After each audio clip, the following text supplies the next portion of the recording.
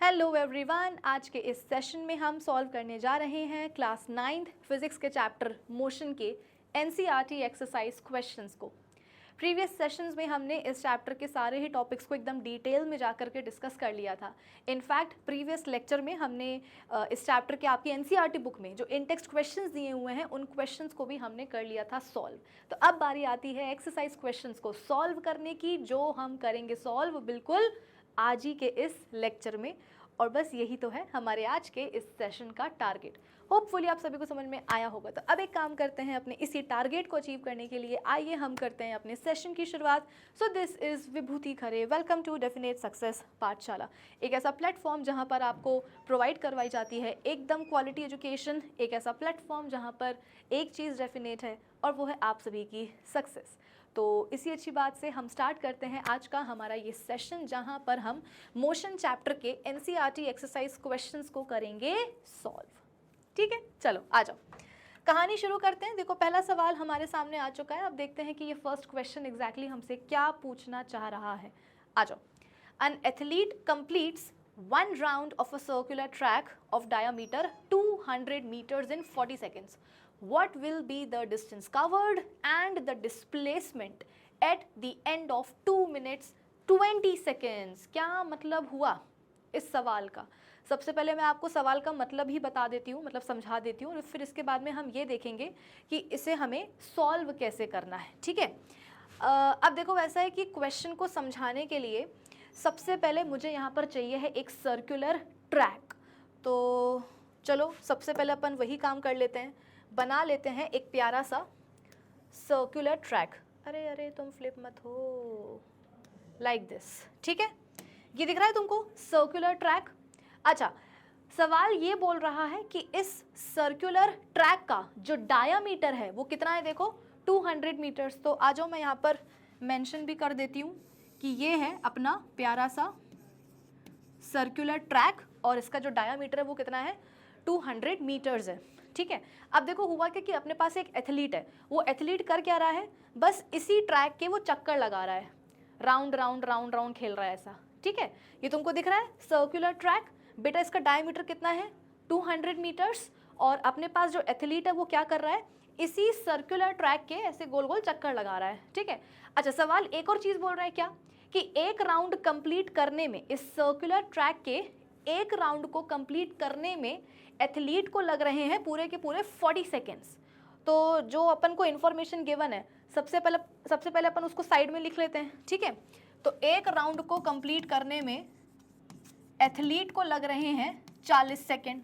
अब ये इतनी जानकारी तुमको सवाल में दी हुई है, पूछा क्या गया है, what will be the distance covered and the displacement at the end of 2 minutes 20 seconds। अब सिचुएशन आपको ये दी है कि जो अपना एथलीट है, मान लो कि वो लगातार क्या कर रहा है, इतने टाइम पीरियड के लिए इस सर्कुलर ट्रैक के चक्कर लगा रहा है।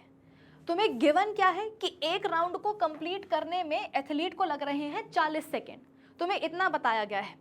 फिर तुम्हें कंडीशन दी हुई है कि भाई तुम ऐसा समझो कि जो एथलीट है वो लगातार क्या करता है, इतने टाइम इंटरवल के लिए इस ट्रैक के चक्कर लगाता है। तो बताओ इतने टाइम इंटरवल में वो कितना डिस्टेंस कवर कर लेगा और डिस्प्लेसमेंट भी उसने जो है ना कितना कवर किया होगा, तुमको ये भी बताना है। यानी कि डिस्टेंस एंड डिस्प्लेसमेंट दोनों ही तुमसे पूछे गए हैं। तो यार देखो सबसे पहले तो मुझे क्या खटक रहा है, मतलब मेरी आंखों को लग रहा है कि अरे मैंने क्या देख लिया।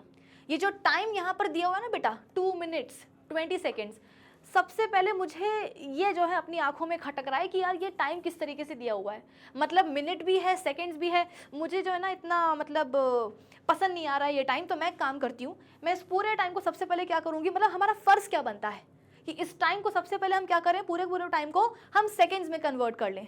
आई बात समझ में, आ जाओ करते हैं।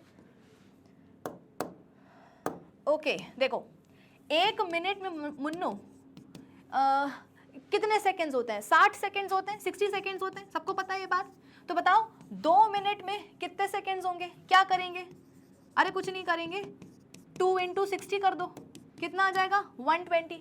तो ये आ गए आपके 120। अब कुछ बच्चे क्या करते हैं, बस इसी को लेकर के बढ़ जाते हैं कि हाँ मैम यही है क्या फाइनल टाइम, जिसके एंड में पूछा गया है कि बताओ डिस्टेंस कितना कवर किया जाएगा, डिस्प्लेसमेंट कितना कवर किया जाएगा, लेकिन ये फाइनल टाइम नहीं है। क्यों? पूरा टाइम कितना है? 2 मिनट 20 सेकेंड्स। यहां पर तुमने सिर्फ अभी मिनट को सेकेंड्स में कन्वर्ट करा है। 2 मिनट का मतलब क्या है? 120 सेकेंड्स, लेकिन उसके साथ में यहां पर 20 सेकेंड और भी तो दिए हैं ना। एथलीट जो है इस सर्कुलर ट्रैक में आप बोल सकते हो कि घूम रहा है, चक्कर लगा रहा है, कितने टाइम इंटरवल तक? 2 मिनट 20 सेकेंड्स। तो यहां पर तुमने 2 मिनट को सेकेंड्स में तो कन्वर्ट कर दिया, लेकिन फिर ये 20 सेकेंड्स को भी तो इसमें ऐड करो। ऐड करना मत भूलना। मुझे ऐसा याद आ रहा है कि इंटेक्स क्वेश्चंस में भी हमने एक किसान वाला क्वेश्चन ऐसा सॉल्व किया था, बस फर्क ये था कि यहाँ पर अपना जो ट्रैक है वो सर्कुलर है और वहाँ पर कैसा था, आई गेस रेक्टेंगुलर था या स्क्वायर था, ऐसा कुछ तो भी था। तो वहाँ पर भी तुमको मैंने ये बताया था कि इस जगह पर क्या होता है ना कि बच्चे सिली मिस्टेक कर देते हैं, तो नहीं करना है तुम्हें। आई बात समझ में? आ जाओ। तो इसमें 20 सेकेंड्स बेटा और ऐड कर दो, तो अब तुम्हारा टोटल टाइम कितना हो जाएगा? 140 सेकेंड्स। आई बात समझ में? चलो, तो अब क्या करना है आगे? नेक्स्ट स्टेप क्या होगी? तो सुनो मेरी बात। सवाल में क्या दिया है? जो सवाल में दिया है ना, हम उसी से अपना आंसर निकालने की कोशिश करेंगे। सवाल में दिया है कि एक राउंड को लगाने में उसको लगते हैं 40 सेकेंड। अब लगातार अगर अपना एथलीट 140 सेकेंड्स तक इसके चक्कर लगाएगा, तो बताओ 140 सेकेंड्स में वो कितने राउंड कंप्लीट कर लेगा? एक राउंड को कंप्लीट करने में उसको लग रहे हैं 40 सेकेंड, तो 140 सेकेंड्स में वो कितने राउंड कंप्लीट कर लेगा? यही आपको निकालना है। आ जाओ निकालते हैं। यहाँ पर अपन लिख लेते हैं साइड में कि एक राउंड को कंप्लीट करने में लग गए 40 सेकेंड, तो 140 सेकेंड्स में वो कितने राउंड कंप्लीट कर लेगा? मान लो x कर लेगा। अब क्या करेंगे? लगा देंगे क्रिस क्रॉस, इसको यहाँ ले जाओ, इसको यहाँ ले जाओ, तो कुछ इस तरीके से अपना बन जाएगा 140 is equals to 40 into x. अब हमें x की वैल्यू निकालनी, तो क्या करेंगे? 40 को यहाँ ले जाओ, तो 140/40 इज इक्वल्स टू x हो जाएगा। अब क्या करेंगे? इसको बेटा सॉल्व करेंगे। 0 से 0 काट देंगे, 2 2 ज़ा 4, 2 7 ज़ा 14, 7/2 का मतलब क्या है? 3.5। अरे इसको और सॉल्व करो ना बेटा, तो कितना आ जाएगा आपका? 3.5 इज इक्वल्स टू x। यानी कि यहाँ पर हम x की वैल्यू निकाल रहे हैं। What is x? Not yours. यहाँ पर x का मतलब क्या है? नंबर ऑफ राउंड्स जो उसने लगाए हैं 140 सेकेंड्स में।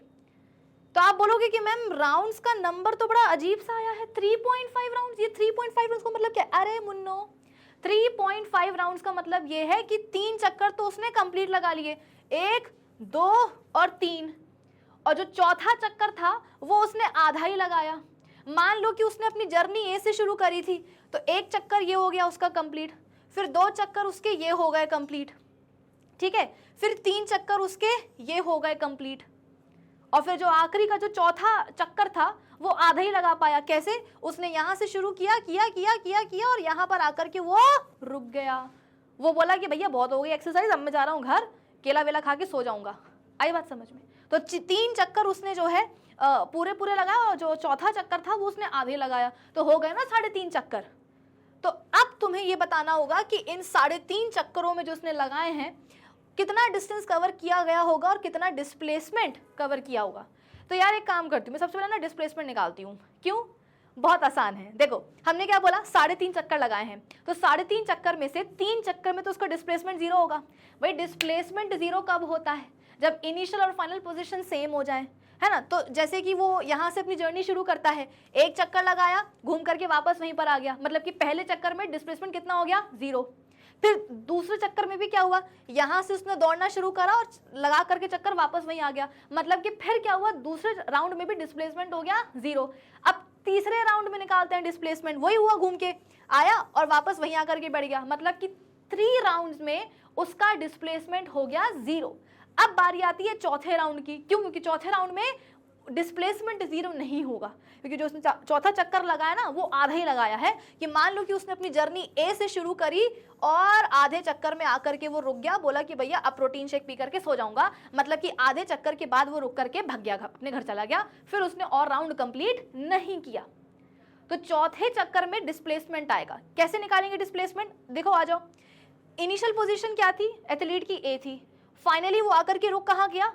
पॉइंट बी पर। तो बेटा ये हो गई इनिशियल पोजीशन, ये हो गई फाइनल पोजीशन। तो इनिशियल और फाइनल पोजीशन के बीच का जो शॉर्टेस्ट डिस्टेंस होगा वही होगा आपका डिस्प्लेसमेंट। तो शॉर्टेस्ट डिस्टेंस क्या होता है? एक स्ट्रेट लाइन, है ना। आ जाओ, यहाँ पर हम एक काम करते हैं, एक स्ट्रेट लाइन बना देते हैं between initial and final positions. अरे भाई मुझे कोई दूसरा कलर चाहिए, हाँ ये देखो, इनिशियल एंड फाइनल पोजीशंस के बीच में, इनिशियल एंड फाइनल पोजीशंस के बीच में हमने क्या करा है, एक स्ट्रेट लाइन बना दी है जो क्या बता रहा है, इनके बीच का शॉर्टेस्ट डिस्टेंस। हमको बस यही शॉर्टेस्ट डिस्टेंस निकालना है बेटा, तो अपना जो है डिस्प्लेसमेंट आ जाएगा एथलीट का आफ्टर ये मतलब 3.5 राउंड्स में जो उसने डिस्प्लेसमेंट कवर किया ना अपना, वो डिस्प्लेसमेंट आ जाएगा। अब आप बोलोगे कि मैम ठीक है आपने ये शॉर्टेस्ट डिस्टेंस जो है ना ड्रॉ तो कर दिया है बिटवीन ए एंड बी, पर इसको निकालेंगे कैसे? अरे निकालने की जरूरत ही नहीं है, ये जो शॉर्टेस्ट डिस्टेंस यहाँ पे मैंने बनाया है बेटा ए बी, ये क्या है? अरे ये सर्कल का डायामीटर नहीं है क्या? डायमीटर क्या होता है? यही तो होता है ना। देखो जैसे कि यहाँ पर मैंने ये बनाया डायमीटर, वैसे ये भी तो क्या है, डायमीटर ही है। तो हुआ क्या, हुआ ये कि जब उसने चौथा जो चक्कर लगाया, आधा लगा करके वो छोड़ गया, तो उस आधे चक्कर में बेटा हुआ ये कि जो एथलीट है ना वो डायगोनली ऑपोजिट साइड में जो है पहुंच गया सर्कुलर ट्रैक के। कि सर्कुलर ट्रैक पर आप बोल सकते हो कि पोजीशन ए से उसने दौड़ना शुरू करा था और आधे चक्कर में हुआ क्या, वो डायगोनली ऑपोजिट आप बोल सकते हो कि ऑपोजिट पॉइंट पर जो है पहुंच गया सर्कुलर ट्रैक के। तो ये हो गई इनिशियल, ये हो गई फाइनल पोजीशन, दोनों के बीच का शॉर्टेस्ट डिस्टेंस डिस्प्लेसमेंट के बराबर हो जाएगा। और ये शॉर्टेस्ट डिस्टेंस क्या है बेटा? सर्कल का डायामीटर है। सवाल में ऑलरेडी दिया हुआ है, क्या दिया हुआ है देखो ना, कितना दिया हुआ है डायामीटर 200, यानी कि डिस्प्लेसमेंट कितना हो जाएगा, ये मतलब डिस्प्लेसमेंट तो तुमको यहाँ पे बेटा कैलकुलेट करने की जरूरत नहीं है, दिख ही रहा है कि कितना हो जाएगा डिस्प्लेसमेंट, 200 मीटर, है ना। क्योंकि डिस्प्लेसमेंट क्या है, यहाँ पे मैं लिख दूं डिस्प्लेसमेंट क्या है, व्हाट इज डिस्प्लेसमेंट, डायमीटर के बराबर, और डायमीटर कितना है 200 मीटर, तो डिस्प्लेसमेंट में कितना हो जाएगा 200 मीटर आफ्टर 3.5 राउंड्स, या आफ्टर आप बोल सकते हो कि 2 मिनट एंड 20 सेकेंड्स। सॉर्टेड। तो डिस्प्लेसमेंट तो अब अपन ने निकाल लिया, अब अपन बात करते हैं किसकी, डिस्टेंस की। अब आप बोलोगे कि मैम डिस्टेंस कैसे निकालेंगे? देखो उसने चक्कर कितने काटे हैं 140 सेकेंड्स में, 3.5, तो 3.5 में से तुम 3 राउंड्स का जो है मतलब 3 राउंड्स में उसने कितना आप बोल सकते हो कि डिस्टेंस कवर कर लिया है, 3 राउंड्स में उसने कितना डिस्टेंस कवर कर लिया है, सबसे पहले आप वो निकालो। तुम आधे चक्कर को अभी के लिए छोड़ दो, तुम ये देखो कि जो उसने 3 पूरे चक्कर लगाए हैं उन 3 कंप्लीट राउंड्स में उसने कितना डिस्टेंस कवर किया। कैसे निकालेंगे? तो बेटा सर्कल का सरकमफेरेंस कितना होता है, सर्कल का सरकमफेरेंस कितना होता है 2 पाई आर ना, तो बस उसी से निकालेंगे। आप बोलोगे कि मैम 2 पाई आर क्यों? क्योंकि बेटा जो एथलीट है ना वो इस सर्कुलर ट्रैक की बाउंड्री के अलोंग दौड़ रहा है, वो अंदर नहीं दौड़ रहा है इसके, कि तुम सोचो कि मैम ट्रैक के अंदर दौड़ रहा है, नहीं ट्रैक के अंदर नहीं दौड़ रहा है बेटा, वो उसके बाउंड्री के अलोंग दौड़ रहा है। तो चक्करों में वो जितना भी डिस्टेंस कवर करेगा ना बेटा, मान लो कि उसने एक चक्कर लगाया तो एक चक्कर में वो कितना डिस्टेंस कवर करेगा, सर्कल के सरकमफेरेंस के बराबर, ठीक है। तो एक राउंड में वो कितना डिस्टेंस कवर करेगा, मैं ऐसे लिख देती हूं, डिस्टेंस कवर्ड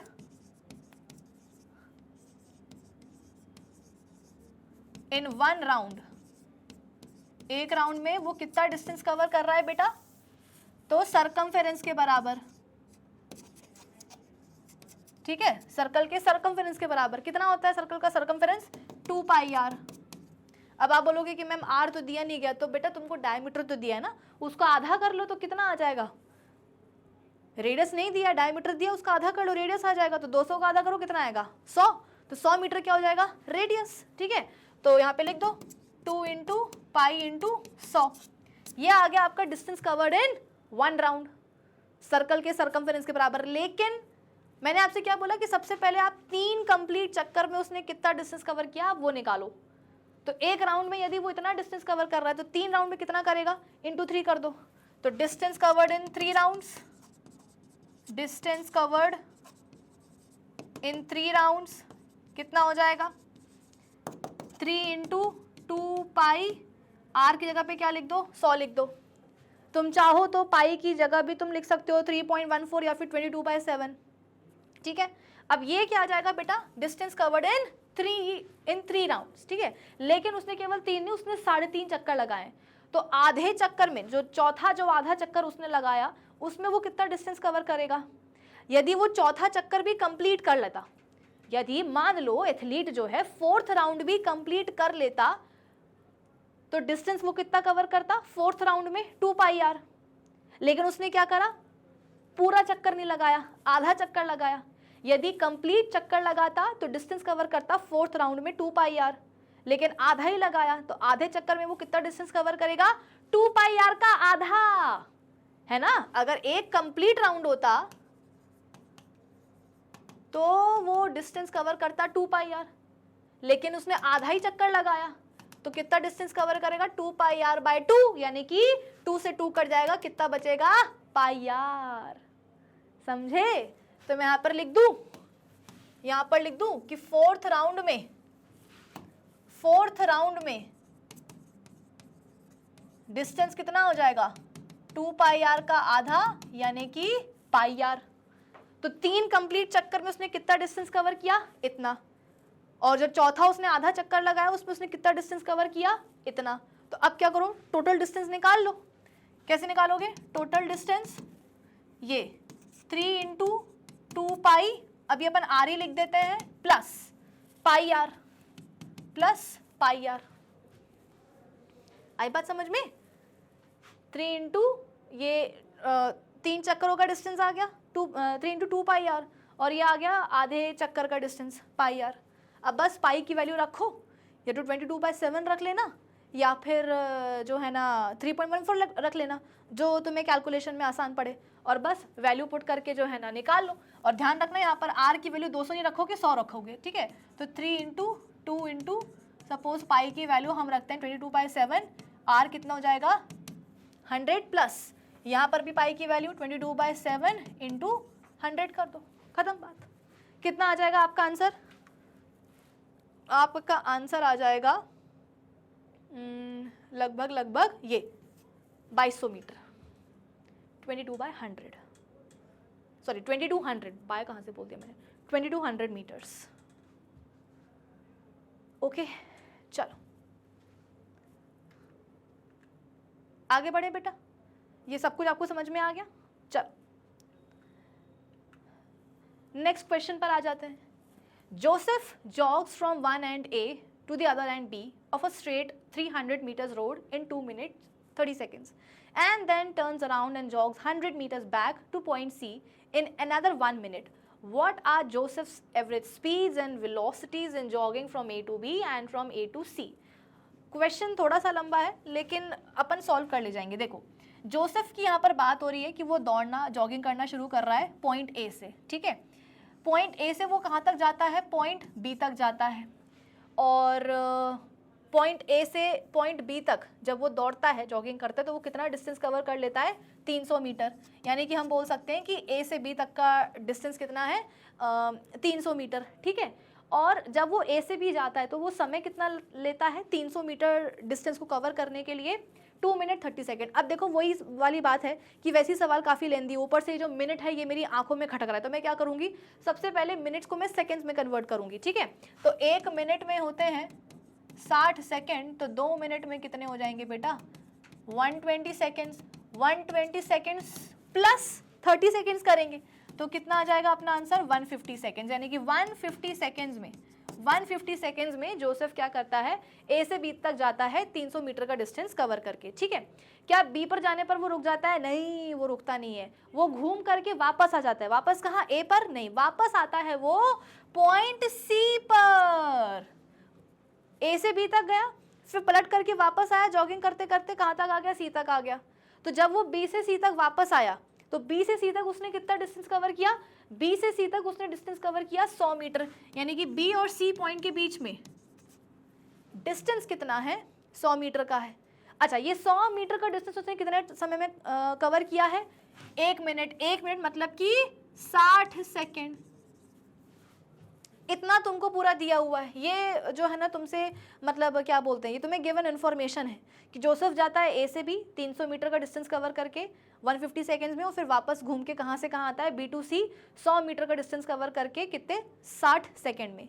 अब तुम्हें करना क्या है, तुम्हें एवरेज स्पीड और एवरेज वेलोसिटीज निकालनी है from A to B and from A to C. सबसे पहले अपन एक काम करते हैं, ए टू बी पर फोकस करते हैं कि जब जोसेफ ए से बी गया तो उसने कितना डिस्टेंस कवर किया है टोटल, फिर उस हिसाब से अपन क्या करते हैं, एवरेज स्पीड और एवरेज वेलोसिटी निकाल देते हैं। देखो वैसा है, सवाल ये खुद बोल रहा है कि जब जोसेफ ए से बी जाता है तो वो एक स्ट्रेट रोड में जो है ना मतलब जाता है, अलॉन्ग जाता है ना। देखो सवाल खुद बोल रहा है ना कि जब जोसेफ ए टू बी जाता है तो वो एक स्ट्रेट रोड के अलॉन्ग जो है मूव करता है। एक स्ट्रेट रोड के अलॉन्ग मूव करने का मतलब क्या है बेटा, कि जोसेफ जब ए से बी गया तो उसका डायरेक्शन चेंज नहीं हुआ। स्ट्रेट रोड में जोसेफ दौड़ रहा है, ये जो सवाल बोल रहा है हमसे, इसका मतलब क्या है, इसका मतलब ये है कि जब वो ए से बी गया ना तो उसका डायरेक्शन चेंज नहीं हुआ। इसका मतलब क्या, distance and displacement from A to B क्या होंगे, बराबर होंगे। बेटा डिस्टेंस एंड डिस्प्लेसमेंट बराबर बराबर कब होते हैं, ये अपन पढ़ चुके हैं ना इस चैप्टर में। शुरुआती टॉपिक तो अपने यही था ना, डिस्टेंस एंड डिस्प्लेसमेंट। तो डिस्टेंस एंड डिस्प्लेसमेंट बराबर बराबर कब होता है, जब मोशन हो रहा हो एक स्ट्रेट लाइन के अलॉन्ग। तो बेटा ये स्ट्रेट लाइन ही तो है ए से बी तक जाने में, यानी कि ए से बी तक जाने में हुआ क्या बेटा, डिस्टेंस एंड डिस्प्लेसमेंट बराबर हो गए। और अगर डिस्टेंस एंड डिस्प्लेसमेंट बराबर है, इसका मतलब क्या, A to B average speed and velocity दोनों बराबर होंगी। क्योंकि एवरेज स्पीड क्या होती है, total distance covered by total time taken. Average velocity क्या होती है, total displacement covered by total time taken. अब जब हम बोल रहे हैं कि ए टू बी जाने में हुआ क्या है, जोसेफ ने स्ट्रेट रोड के अलॉन्ग मूव कर रहा है, मतलब डायरेक्शन चेंज नहीं हुआ। इसका मतलब क्या, A to B distance and displacement बराबर बराबर है। तो average speed and average velocity भी क्या होंगे, बराबर बराबर होंगे कि नहीं होंगे। तो तुम एक चीज निकाल लो, दूसरी चीज अपने आप आ जाएगी। आ जाओ अपन निकालते हैं average speed from A to B. Average speed from A to B, total distance by total time taken. बताओ ए टू बी जाने में जोसेफ ने कितना टोटल जो है डिस्टेंस कवर किया है, ए टू बी है ना। अभी सी मत देखो, ए टू बी बताओ कितना डिस्टेंस उसने कवर किया, 300 मीटर। ओके, और उसको टाइम कितना लगा, 150 सेकेंड्स। लिख दो कहाँ, डिनोमिनेटर में, 0 से 0 कट जाएगा, 15 टू कितना होता है 30। तो 2 मीटर पर सेकेंड क्या आ गई बेटा, एवरेज स्पीड आ गई। और सिंस ये मोशन हो रहा है स्ट्रेट रोड के अलॉन्ग, इसका मतलब डिस्टेंस एंड डिस्प्लेसमेंट बराबर होंगे। डिस्टेंस एंड डिस्प्लेसमेंट बेटा यहाँ पर बराबर है। Since displacement is equals to distance, तो एवरेज वेलोसिटी भी क्या होगी, एवरेज वेलोसिटी भी यहाँ पर बच्चों, अरे 2 मीटर पर सेकेंड ही आएगी। कितनी आएगी, 2 मीटर पर सेकेंड ही आएगी। ठीक है, चलो तो ए टू बी तो अपना सॉर्टेड है मामला। अब अपन बात करते हैं ए टू सी। हाँ, ए टू सी में एवरेज वेलोसिटी और एवरेज स्पीड अलग अलग हो जाएगी। क्यों, क्योंकि ए टू सी जब जोसेफ गया तो बेटा डायरेक्शन जो है वो चेंज हो गया है ना। ए टू बी में तो कोई दिक्कत की बात नहीं थी, लेकिन जब फिर जोसेफ बी टू सी गया ना, तो उस केस में डिस्टेंस एंड डिस्प्लेसमेंट जो है थोड़ा सा अनइक्वल हो जाएंगे। तो कोई चिंता की बात नहीं, आज अपन वो भी निकाल लेते हैं। सबसे पहले अपन बात करते हैं एवरेज स्पीड की। ठीक है, बताओ total distance by total time taken. Joseph जब ए से सी गया, जोसेफ जब ए टू सी गया तो उसने टोटल कितना डिस्टेंस कवर किया। देखो ए टू सी मतलब सी तक पहुंचने के लिए जोसेफ ने शुरुआत कहाँ से करी, ए से, फिर वो कहाँ गया, बी, बी से कहाँ गया, वो सी गया। तो जब जोसेफ ए टू बी गया उसने कितना डिस्टेंस कवर किया, 300 मीटर्स है ना। फिर इसके बाद में जब वो बी टू सी गया तो उसने कितना डिस्टेंस कवर किया, 100 मीटर। तो टोटल डिस्टेंस कितना हो जाएगा, टोटल डिस्टेंस हो जाएगा 300 प्लस 100, 300 ए टू बी जाने में और 100 बी टू सी जाने में। ठीक है, जब जोसेफ ए टू बी गया तो उसने कितना टाइम लिया, 150 सेकेंड्स है ना, 150 सेकेंड्स। और जब जोसेफ बी टू सी गया तो उसने कितना टाइम लिया, 60 सेकेंड है ना, 60 सेकेंड। तो टोटल टाइम क्या हो जाएगा, 150 प्लस 60। अब इसको करो तुम कैलकुलेट, 300 प्लस 100 कितना होता है, 400, 150 प्लस 60 कितना हो जाएगा, 210। इसको सॉल्व कर लो बेटा, नीचे का एक जीरो ऊपर के एक जीरो से कट जाएगा, 40/21 आ जाएगा। 40/21 आप इसको सॉल्व करोगे तो टोटल कितना आ जाएगा, 1.90 मीटर पर सेकेंड बेटा। ठीक है, देखो पूरा मैं आपको सॉल्व करके दे रही हूँ, बस आखिरी की जो कैलकुलेशन है वो तो अपने लेवल पर कर ही सकते हो ना। मैम ने इतनी आपको कैलकुलेशन कर करके बताई है, ये बेसिक कैलकुलेशन तो आप कर ही सकते हो। तो 40/21 कर देना तो कितना आ जाएगा 1.90 मीटर पर सेकेंड आ जाएगा, जो कि हो जाएगी एवरेज स्पीड जोसेफ की फ्रॉम ए टू सी। अब निकालनी है हमें एवरेज वेलोसिटी। एवरेज वेलोसिटी क्या होगी बच्चों, वही टोटल डिस्टेंस का total displacement by time taken, total time taken. अब बताओ जब जोसेफ ए टू सी गया तो डिस्प्लेसमेंट कितना होगा। डिस्प्लेसमेंट क्या होता है बेटा, इनिशियल और फाइनल पोजीशंस के बीच का शॉर्टेस्ट डिस्टेंस। जोसेफ की इनिशियल पोजीशन क्या थी, ए, सबको पता है। फाइनली जोसेफ पहुंच कहाँ गया, सी, मतलब कि इनिशियल पोजीशन हो गई ए, फाइनल पोजीशन हो गई सी, तो इनके बीच का जो शॉर्टेस्ट डिस्टेंस है बेटा ये हो जाएगा डिस्प्लेसमेंट के बराबर, है कि नहीं। इनिशियल ये पोजीशन, फाइनल ये है, तो इनके बीच का शॉर्टेस्ट डिस्टेंस क्या होगा, एक स्ट्रेट लाइन। तो ये हमने यहाँ पे बना दी स्ट्रेट लाइन, यानी कि ये होगा डिस्प्लेसमेंट जो हमें कैलकुलेट करना है। कैसे करोगे, देखो ए बी डिस्टेंस आपको दिया है, उसमें से आप बी सी डिस्टेंस माइनस कर दो तो आपके पास ए सी आ जाएगा। भाई डिस्प्लेसमेंट क्या है, ए और सी के बीच का शॉर्टेस्ट डिस्टेंस यानी कि ए सी। तो ए सी निकालने के लिए क्या करोगे, भाई तुम्हारे पास इतना डिस्टेंस है और तुम्हारे पास इतना डिस्टेंस भी है, तो इतने में से इतना माइनस कर दो तो इतना नहीं आ जाएगा क्या। तो डिस्प्लेसमेंट निकालने के लिए क्या करेंगे, डिस्प्लेसमेंट बोले तो ए सी निकालने के लिए क्या करेंगे, ए सी निकालने के लिए क्या करेंगे, ए बी में से बी सी माइनस कर देंगे, ए बी में से बी सी माइनस कर देंगे। बताओ ए बी कितना है, ए टू बी कितना डिस्टेंस है बेटा 300 मीटर्स, और बी सी कितना है 100 मीटर, है ना। तो 300 माइनस 100 कर दो, कितना हो जाएगा 200। ये आ गया डिस्प्लेसमेंट। और इस डिस्प्लेसमेंट को कवर करने में जोसेफ को टाइम कितना लगा है, तो बेटा टाइम तो उसको टोटल इतना ही लगा है ना, 210 सेकेंड्स। तो बस वो अपन लिख देंगे। आ जाओ अब इस फॉर्मूले में सारी वैल्यूज पुट कर दो। तो डिस्प्लेसमेंट हो जाएगा 200 मीटर, और टोटल टाइम कितना लगा, भाई ए से बी जाने में उसको लगा 150 सेकेंड्स, बी से सी आने में उसको टाइम कितना लगा 60 सेकेंड्स। तो दोनों को ऐड कर दो, कितना आ जाएगा 210। ये नीचे का एक जीरो ऊपर के एक जीरो से कट जाएगा, पॉइंट कुछ करके आंसर आपका आ जाएगा, कितना आ जाएगा 0.95 मीटर पर सेकेंड। ये आ जाएगी एवरेज वेलोसिटी जोसेफ की फ्रॉम ए टू सी। आई बात समझ में। तो टोटल डिस्टेंस आ गया, सॉरी टोटल डिस्टेंस नहीं, टोटल डिस्प्लेसमेंट आ गया ए टू सी।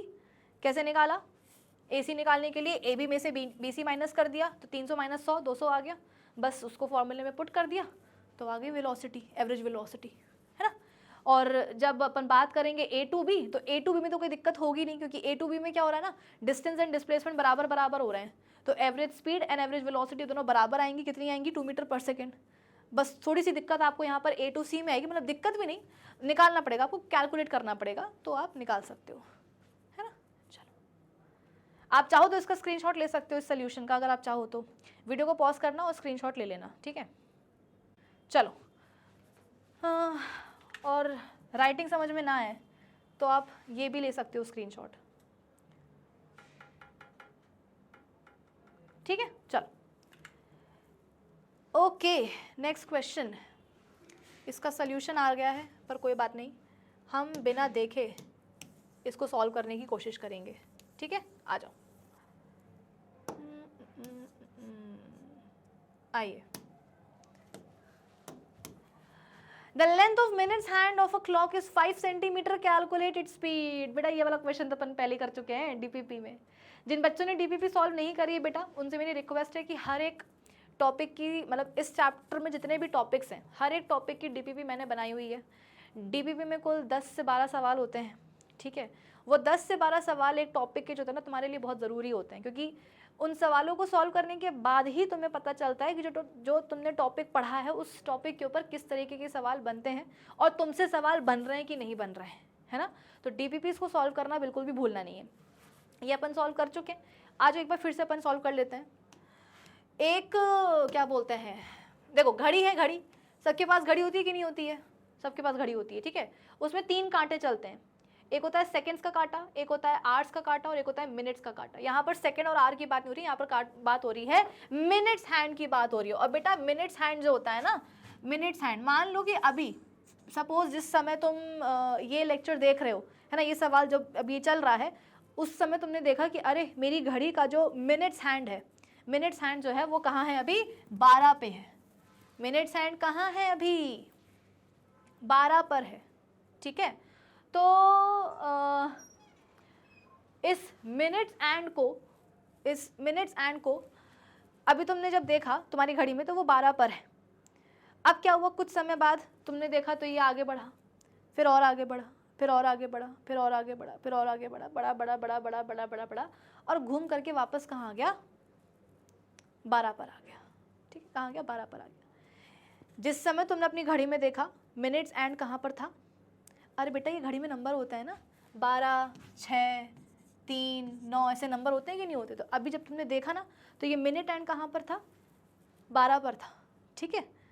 फिर कुछ देर बाद तुमने देखा कि अरे ये तो आगे बढ़ गया, कुछ देर बाद और देखा तो ये और आगे बढ़ गया, बढ़ गया बढ़ गया बढ़ गया बढ़ गया बढ़ गया बढ़ गया बढ़ गया, और अल्टीमेटली क्या हुआ, वो 12 पर ही वापस आ गया। तो बेटा मुझे ज़रा ये बताओ कि इस मिनट्स हैंड को 12 से लेकर के वापस 12 तक आने में टाइम कितना लगा, 1 घंटा। कितना लगेगा बेटा, 1 घंटा लगेगा। ये मिनट्स हैंड है ना, तो मिनट्स हैंड को कहने का मतलब ये है कि एक चक्कर लगाने में 12 से 12 या 3 से 3 या 9 से 9 या 6 से 6 पर आने में वापस कितना समय लगता है, 1 घंटे लगता है। ये मान लो कि जब तुमने अभी देखा कि अरे मिनट हैंड कहाँ है, मेरी घड़ी में 6 पर है, तो वापस से इसको मिनट हैंड को 6 पर आने में कितना टाइम लगेगा, 1 घंटा लगेगा, है ना। मतलब एक चक्कर लगाने से कितना टाइम लगता है, 1 घंटा लगता है ना। तो 1 घंटा मतलब क्या, एक राउंड कंप्लीट करने में, कैसा लिखा मैंने, एक राउंड को कंप्लीट करने में मिनट्स हैंड को, क्लॉक का जो मिनट्स हैंड है उसको, क्लॉक का एक राउंड कंप्लीट करने में कितना टाइम लगता है, 1 आवर। 1 आवर को सेकेंड्स में कन्वर्ट कर देंगे, कैसे, 60 × 60, 3600 सेकेंड, है ना। इतने सेकेंड्स लग जाते हैं मिनट हैंड को क्लॉक का एक चक्कर लगाने में, दोबारा से 12 से मतलब 12 से वापस 12 पर आने में, ओके। और जब ये मूव करता है बेटा मिनट हैंड, तो ये कितना डिस्टेंस कवर करेगा। मान लो जैसे कि यहाँ पर क्या बोला जा रहा है, स्पीड बोली जा रही है कैलकुलेट करने के लिए, है ना। तो स्पीड कैसे निकालेंगे, डिस्टेंस अपॉन टाइम, है ना, डिस्टेंस अपॉन टाइम। टाइम हमने पहले ही निकाल लिया कि एक राउंड को कंप्लीट करने में, मिनट हैंड को बेटा घड़ी के एक राउंड को कंप्लीट करने में कितना टाइम लगता है, 1 घंटा लगता है, मतलब कि 3600 सेकेंड्स लगते हैं। तो इतने सेकेंड में वो एक राउंड कंप्लीट करता है। तो एक राउंड को कंप्लीट करने में, 1 राउंड कंप्लीट करने में बेटा ये डिस्टेंस कितना कवर कर लेता है मिनट हैंड, कैसे निकालेंगे, 2 पाई आर, है ना, 2 पाई आर। भाई अपना ट्रैक कैसा है, सर्कुलर है, घड़ी कैसी है, सर्कुलर है ना। तो एक राउंड को कंप्लीट करने में डिस्टेंस वो कितना कवर करेगा, 2 पाई आर के बराबर। अब आप बोलोगे कि मैम रेडियस कहाँ से आएगा, तो बेटा ये जो लेंथ दी हुई है ना आपको सवाल में मिनट हैंड की, कितनी, 5 सेंटीमीटर, यही क्या हो जाएगा, क्लॉक के रेडियस के बराबर हो जाएगा, है ना। तो डिस्टेंस कितना आ जाएगा, 2 पाई आर, 2 × पाई × आर को अपन क्या करेंगे बेटा, मीटर्स में कन्वर्ट करेंगे। देखो सेंटीमीटर में दिया ना, तो मीटर्स में कन्वर्ट करो। जैसे कि तुमने टाइम को सेकंड्स में कन्वर्ट करा, वैसे ही तुम रेडियस को क्या करोगे, सेंटीमीटर को मीटर्स में कन्वर्ट करोगे। तो 5/100 से डिवाइड कर देना, कितना आ जाएगा ये, 2 × पाई × 0.05, ये आ जाएगा डिस्टेंस कवर्ड। इसको आप यहाँ लिख देना स्पीड के फॉर्मूला में, तो 2 × पाई × 0.05। अब इसको आप और सॉल्व कर लो चाहो तो क्या मतलब करना ही पड़ेगा, 2 × 22/7, नीचे ये 3600 तो है ही, इंटू 0.05, डेसिमल हटाओगे नीचे बेटा 2 0 और चले आएंगे। अब इसको तुम पूरे को सॉल्व कर लो, कितना आंसर आ जाएगा, अरे फाइनल आंसर बेटा आ जाएगा आपका इतना, 8.7 × 10⁻³ अच्छा यहाँ पर जो है सेंटीमीटर में छोड़ दिया है, मीटर्स में कन्वर्ट नहीं किया, तो बेटा तुम यहाँ पे मीटर्स में ज़रूर कन्वर्ट करना, बस 0 का फ़र्क आएगा, बाकी जो तुम्हारी वैल्यू है 8.7 वो तो सेम आएगी। आई बात समझ रहे हो, जो तुम्हारी वैल्यू है ना बेटा आंसर की वो सेम आएगी 8.5, बस फ़र्क जो है क्योंकि हमने क्या करा है सेंटीमीटर को मीटर में कन्वर्ट करा, तो बस 0 में यहाँ पर फ़र्क आएगा, बाकी सब सेम रहेगा। तुम चाहो तो सेंटीमीटर में मतलब सेंटीमीटर को सेंटीमीटर में ही रहने दे सकते हो, but to be on a safer side हम क्या करेंगे, उसको मीटर्स में कन्वर्ट कर लेंगे, ठीक है। चलो तो आंसर आपको कुल मिलाकर के कितना आएगा 8.5 इंटू 10⁻³ सेंटीमीटर पर सेकेंड, और मीटर्स में क्या होगा, बस जीरोस में थोड़ा सा बदलाव आ जाएगा, ठीक है, -5 हो जाएगा वो एक्चुअली -5। ओके, चलो आगे बढ़ते हैं। Next question, Abdul while driving to school computes the average speed for his trip to be 20 km/h. On his return trip along the same route there is less traffic and the average speed is 30 km/h. What is the average speed for Abdul's trip?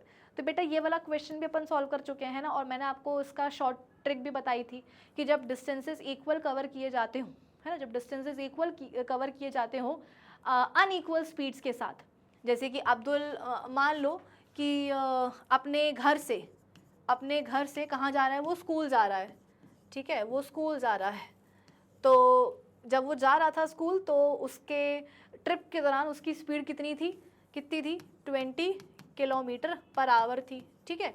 फिर सवाल बोलता है कि on his return trip along the same route से क्या हो रहा है, अब्दुल अब स्कूल से घर जा रहा है, तो उस दौरान ट्रैफिक कम था तो उसकी स्पीड कितनी हो गई, स्पीड बेटा बढ़ गई, ट्रैफिक कम होता है तो अपने आप गाड़ी की स्पीड बढ़ी जाती है ना।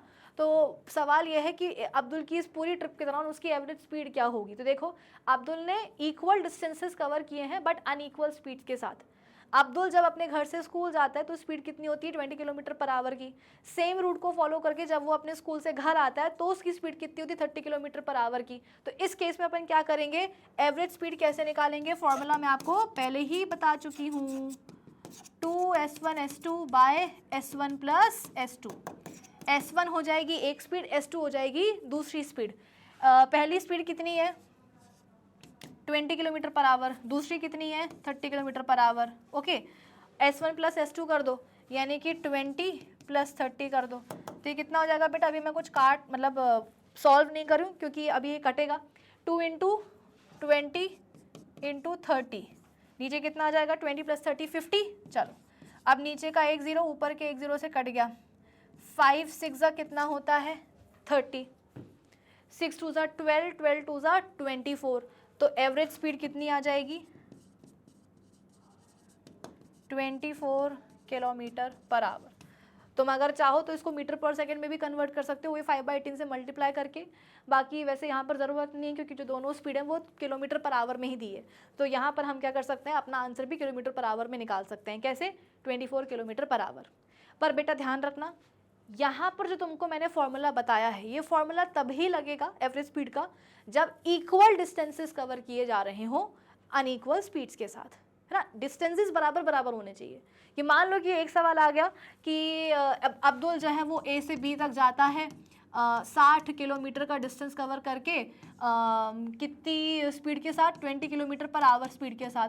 फिर वो बी टू सी जाता है 50 किलोमीटर का डिस्टेंस कवर करके विथ 30 km/h की स्पीड, है ना। तो इस केस में एवरेज स्पीड निकालने के लिए आप ये फॉर्मूला नहीं लगा पाओगे। क्यों, क्योंकि यहाँ पर अब्दुल क्या कर रहा है, अनइक्वल डिस्टेंसेस कवर कर रहा है। ए से बी तक वो गया 60 किलोमीटर का डिस्टेंस कवर करके, बी से सी गया वो 50 किलोमीटर का डिस्टेंस कवर करके, तो यहाँ पर अनइक्वल डिस्टेंसेस है, तो यहाँ पर ये फॉर्मूला नहीं लगेगा। ये फॉर्मूला तभी लगता है जब डिस्टेंसेस कैसे हो, बराबर बराबर हो। और सवाल खुद ही बोल रहा था कि भाई अब्दुल क्या कर रहा है, सेम जो है ना ट्रिप, मतलब सेम जो रूट है वही फॉलो करके वापस स्कूल से घर जा रहा है, इसलिए यहाँ पर हमने ये फॉर्मूला लगाया। प्लीज़ आप इस चीज़ को ध्यान रखिएगा। बाकी अगर आप इससे ना करना चाहो तो जो अपना ट्रेडिशनल मेथड होता है total distance by total time taken, आप उससे भी कर सकते हो, कोई दिक्कत की बात नहीं है। वो तरीका भी अपन देख चुके हैं, सॉल्व कर चुके हैं, है ना। चलो आंसर आपका देखो वही आएगा घूम फिर के, चाहे ऐसे करो चाहे उससे करो, आंसर वही आएगा 24 km/h। चलो next, a motor boat starting from rest on a lake accelerates in a straight line at a constant rate of this for 8 seconds. How far does the boat travel during this time? अब motor देखो बेटा, मतलब motor boat जो है वो rest से start हो रही है, इसका मतलब क्या, उसकी इनिशियल वेलोसिटी 0 होगी, और फिर एक्सेलरेशन आ जाता है, कितना आ जाता है देखो दिया हुआ acceleration 3 metre per second square. Okay, for 8 seconds, 8 second तक क्या हो रहा है, वो चल रही है। तो बताओ उसने इस दौरान कितना डिस्टेंस कवर कर लिया होगा। तो बेटा डिस्टेंस निकालने के लिए हम यहाँ पर क्या कर सकते हैं, सेकेंड और थर्ड इक्वेशन दोनों का इस्तेमाल कर सकते हैं, लेकिन यहाँ पर अगर हमने थर्ड इक्वेशन ऑफ मोशन का इस्तेमाल किया तो इसके लिए हमको यहाँ पर क्या चाहिए होगा, फिर v भी चाहिए होगा, क्योंकि थर्ड इक्वेशन ऑफ मोशन क्या होती है, v square minus u square equal to 2as, है ना। तो s निकालना है, a गिवन है, t गिवन है, u गिवन है, v नहीं है, तो क्या करना पड़ेगा, फर्स्ट इक्वेशन ऑफ मोशन लगा करके सबसे पहले आपको v निकालना पड़ेगा, फिर डिस्टेंस निकालने के लिए थर्ड इक्वेशन ऑफ मोशन लगाओगे। इससे अच्छे काम करो ना, सीधे से क्या करो, सेकेंड इक्वेशन ऑफ मोशन लगा लो, तो तुम्हारे पास अपने आप क्या होगा बेटा, डिस्टेंस का वर्ड आ जाएगा बाय द मोटर बोट, है ना।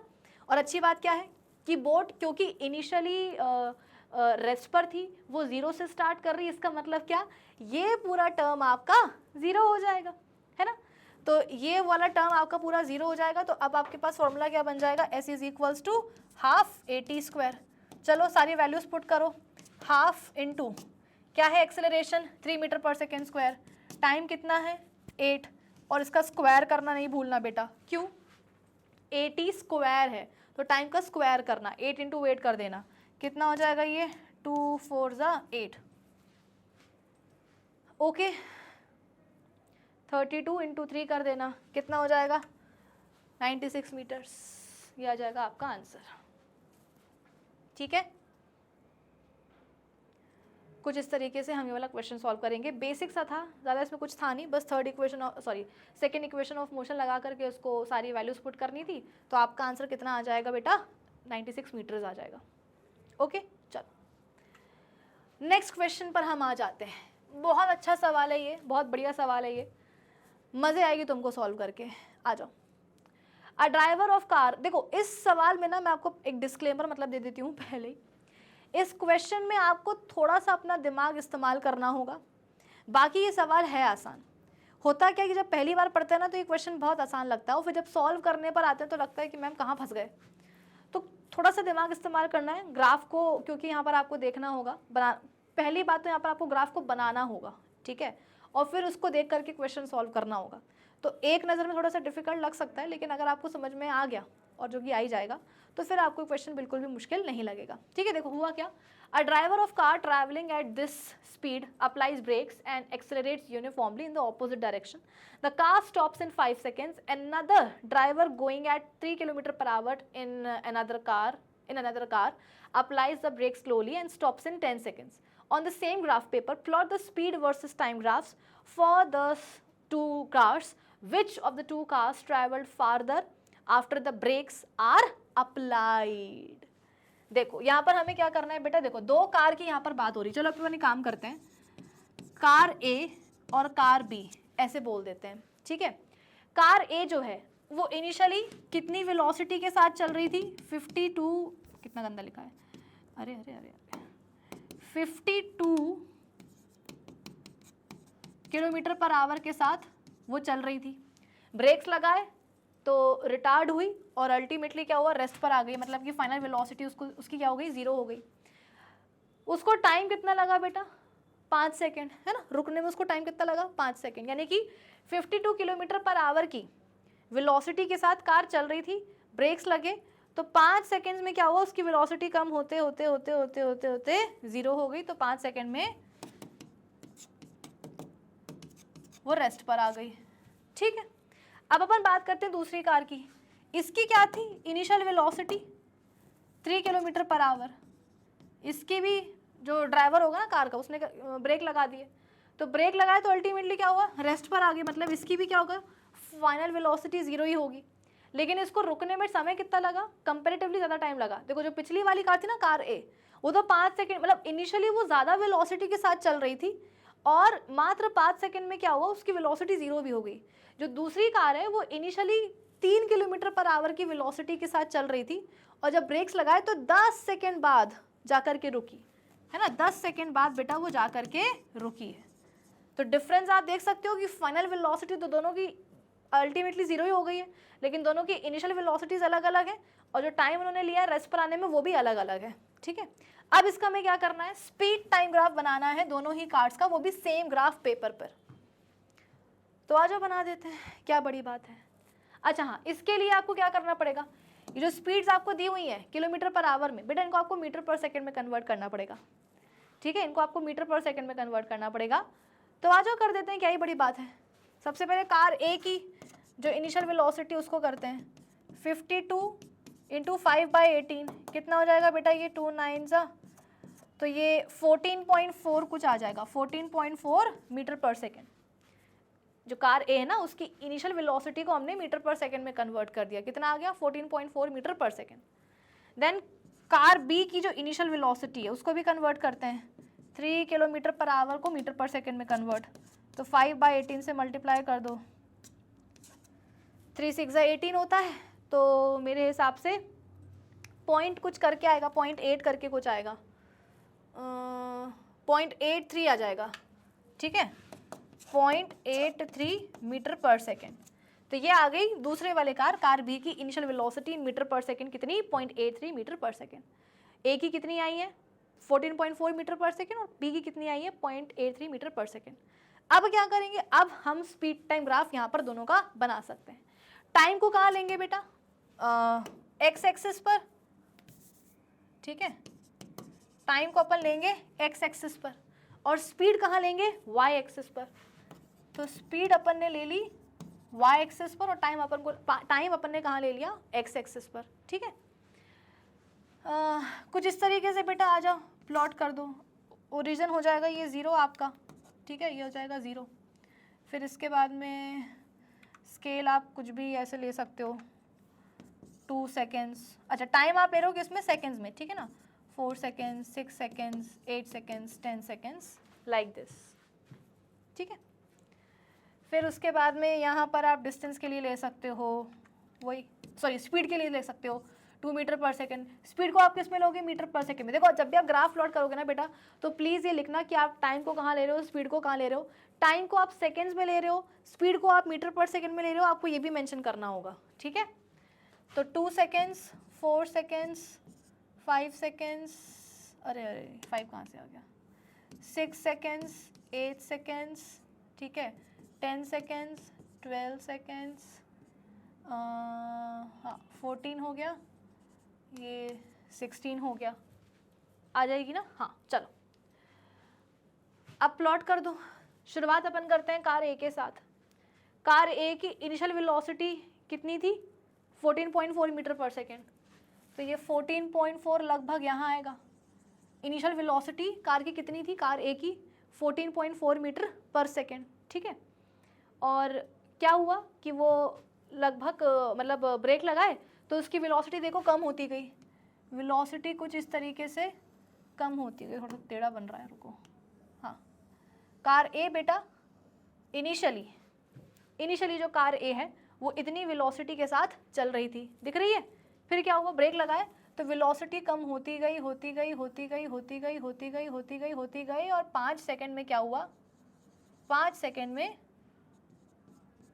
उसकी वेलोसिटी 0 हो गई।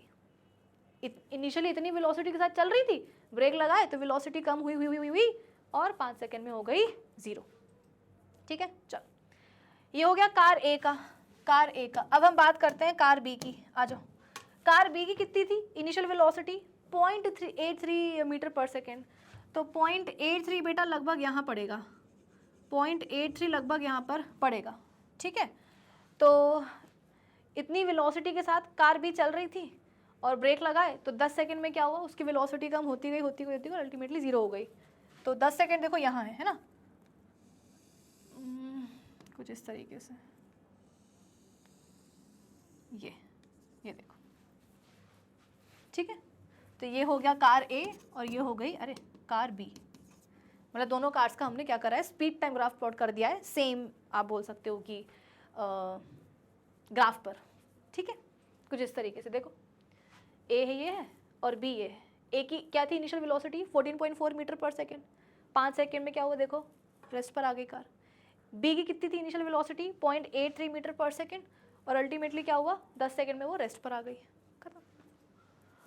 तो प्लॉट तो हमने कर लिया, अब क्या करना है, नेक्स्ट क्वेश्चन क्या है, which of the 2 cars travelled farther after the brakes are applied. अब आपको बताना है कि जब दोनों ही कार्स में अल्टीमेटली ब्रेक लगे, रेस्ट पर आई, तो इससे पहले कि दोनों कार रेस्ट पर आई, ज़्यादा डिस्टेंस कौन सी वाली कार ने कवर किया है ये आपको बताना है। तो बेसिकली यहाँ पर आपको कुछ नहीं, डिस्टेंस कवर्ड निकालना है, दोनों ही कारों ने कितना कितना किया है।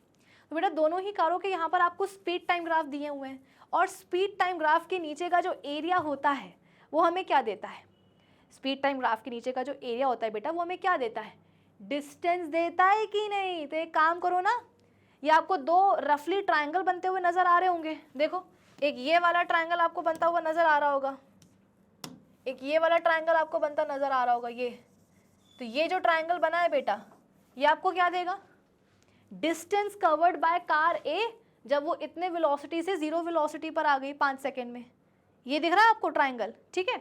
उसके अलावा एक छोटा सा ट्रायंगल आपको ये भी दिख रहा होगा, एक छोटा सा ट्रायंगल आपको ये भी दिख रहा होगा। तो अगर आपने इस ट्रायंगल के नीचे का एरिया निकाल लिया तो आपको क्या मिल जाएगा, distance covered by car B from moving with velocity this to this. तो ये दो आपको छोटे छोटे, मतलब एक थोड़ा बड़ा है एक थोड़ा छोटा है, ये आपको दो राइट एंगल ट्रायंगल्स दिख रहे हैं। तो एरिया निकाल लो इनका, तो डिस्टेंस कवर्ड निकल जाएगा कि दोनों कारों ने कितना डिस्टेंस कवर किया। आ जाओ, सबसे पहले अपन एक काम करते हैं, जो ये वाला राइट एंगल ट्रायंगल है इसका एरिया निकालते हैं, तो हमारे पास ये आ जाएगा कि भाई कार ए ने कितना डिस्टेंस, क्योंकि देखो ना ये जो है ये आप बोल सकते हो कि जो कार ए है उसकी स्लोप दिख रही है आपको ग्राफ की, है ना, कार ए के स्पीड टाइम ग्राफ की आपको ये स्लोप दिख रही है ये। तो इसके नीचे का पूरा एरिया निकाल लो तो आपके पास क्या आ जाएगा, कार ए ने कितना डिस्टेंस कवर किया है वो। तो राइट एंगल ट्रायंगल सबसे पहले अपन निकालते हैं, half into base into height. Base क्या हो जाएगा, बेस कहाँ से नापेंगे, बेस नापेंगे अपन ये टाइम एक्सिस से, और हाइट कहाँ से नापेंगे, हाइट नापेंगे अपन वाई एक्सिस से, ठीक है। तो हाफ इंटू बेस कितना हो जाएगा, बेस हो जाएगा ये 5 सेकेंड के बराबर। अब भाई देखो ना ये क्या है, area under speed time graph for car A. तो इसका जो बेस है वो अपन कहाँ से नापेंगे, वाई एक्सिस एक्स एक्सिस से। तो एक्स एक्सिस पे बेटा ये वैल्यू कितनी आ रही है, देखो यहाँ पे 5 आ रही है ना, तो यहाँ पे लिख दो 5। और हाइट कितनी आ रही है, हाइट आ रही है इनिशियल वेलोसिटी के बराबर, कितनी 14.4, ठीक है। तो ये एरिया कितना आ जाएगा, एरिया आपका लगभग आ जाएगा 36.1 मीटर। ये आपका एरिया आ जाएगा बेटा, जब आप इसको सॉल्व करोगे ना कितना आ जाएगा, 36.1 मीटर आ जाएगा। ओके 7.2 आएगा, 14.4 यहाँ पर लिखा हुआ है, बाय 2 कर दो, कितना आंसर आ जाएगा 7.2 आ जाएगा, इंटू 10 कर दो, तो कुछ इस हिसाब से आपका क्या आ जाएगा बेटा 36.1 आ जाएगा, ठीक है। ओके फिर इसके बाद में अब जो छोटा वाला ट्रायंगल है ये वाला, ये इसका निकाल लो एरिया। कैसे निकालोगे, वही half into base into height.